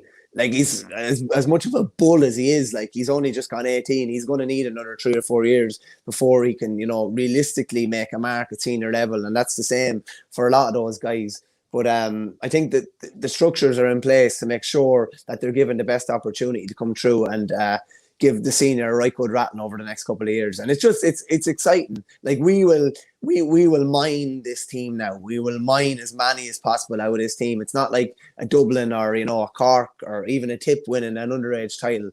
It's different from a smaller county. Like, we need as many of these lads to come through as possible. We can't let anybody slip through the net. And I think they're very mindful of that already. Declan Kelly said yesterday that they were already having a conversation of, regardless of the result, that lads don't lose the run of themselves, that lads remember the bigger picture, that lads remember why they're doing it and where they want to go to. So I think all the right things are in place to allow those lads to flourish over the next while.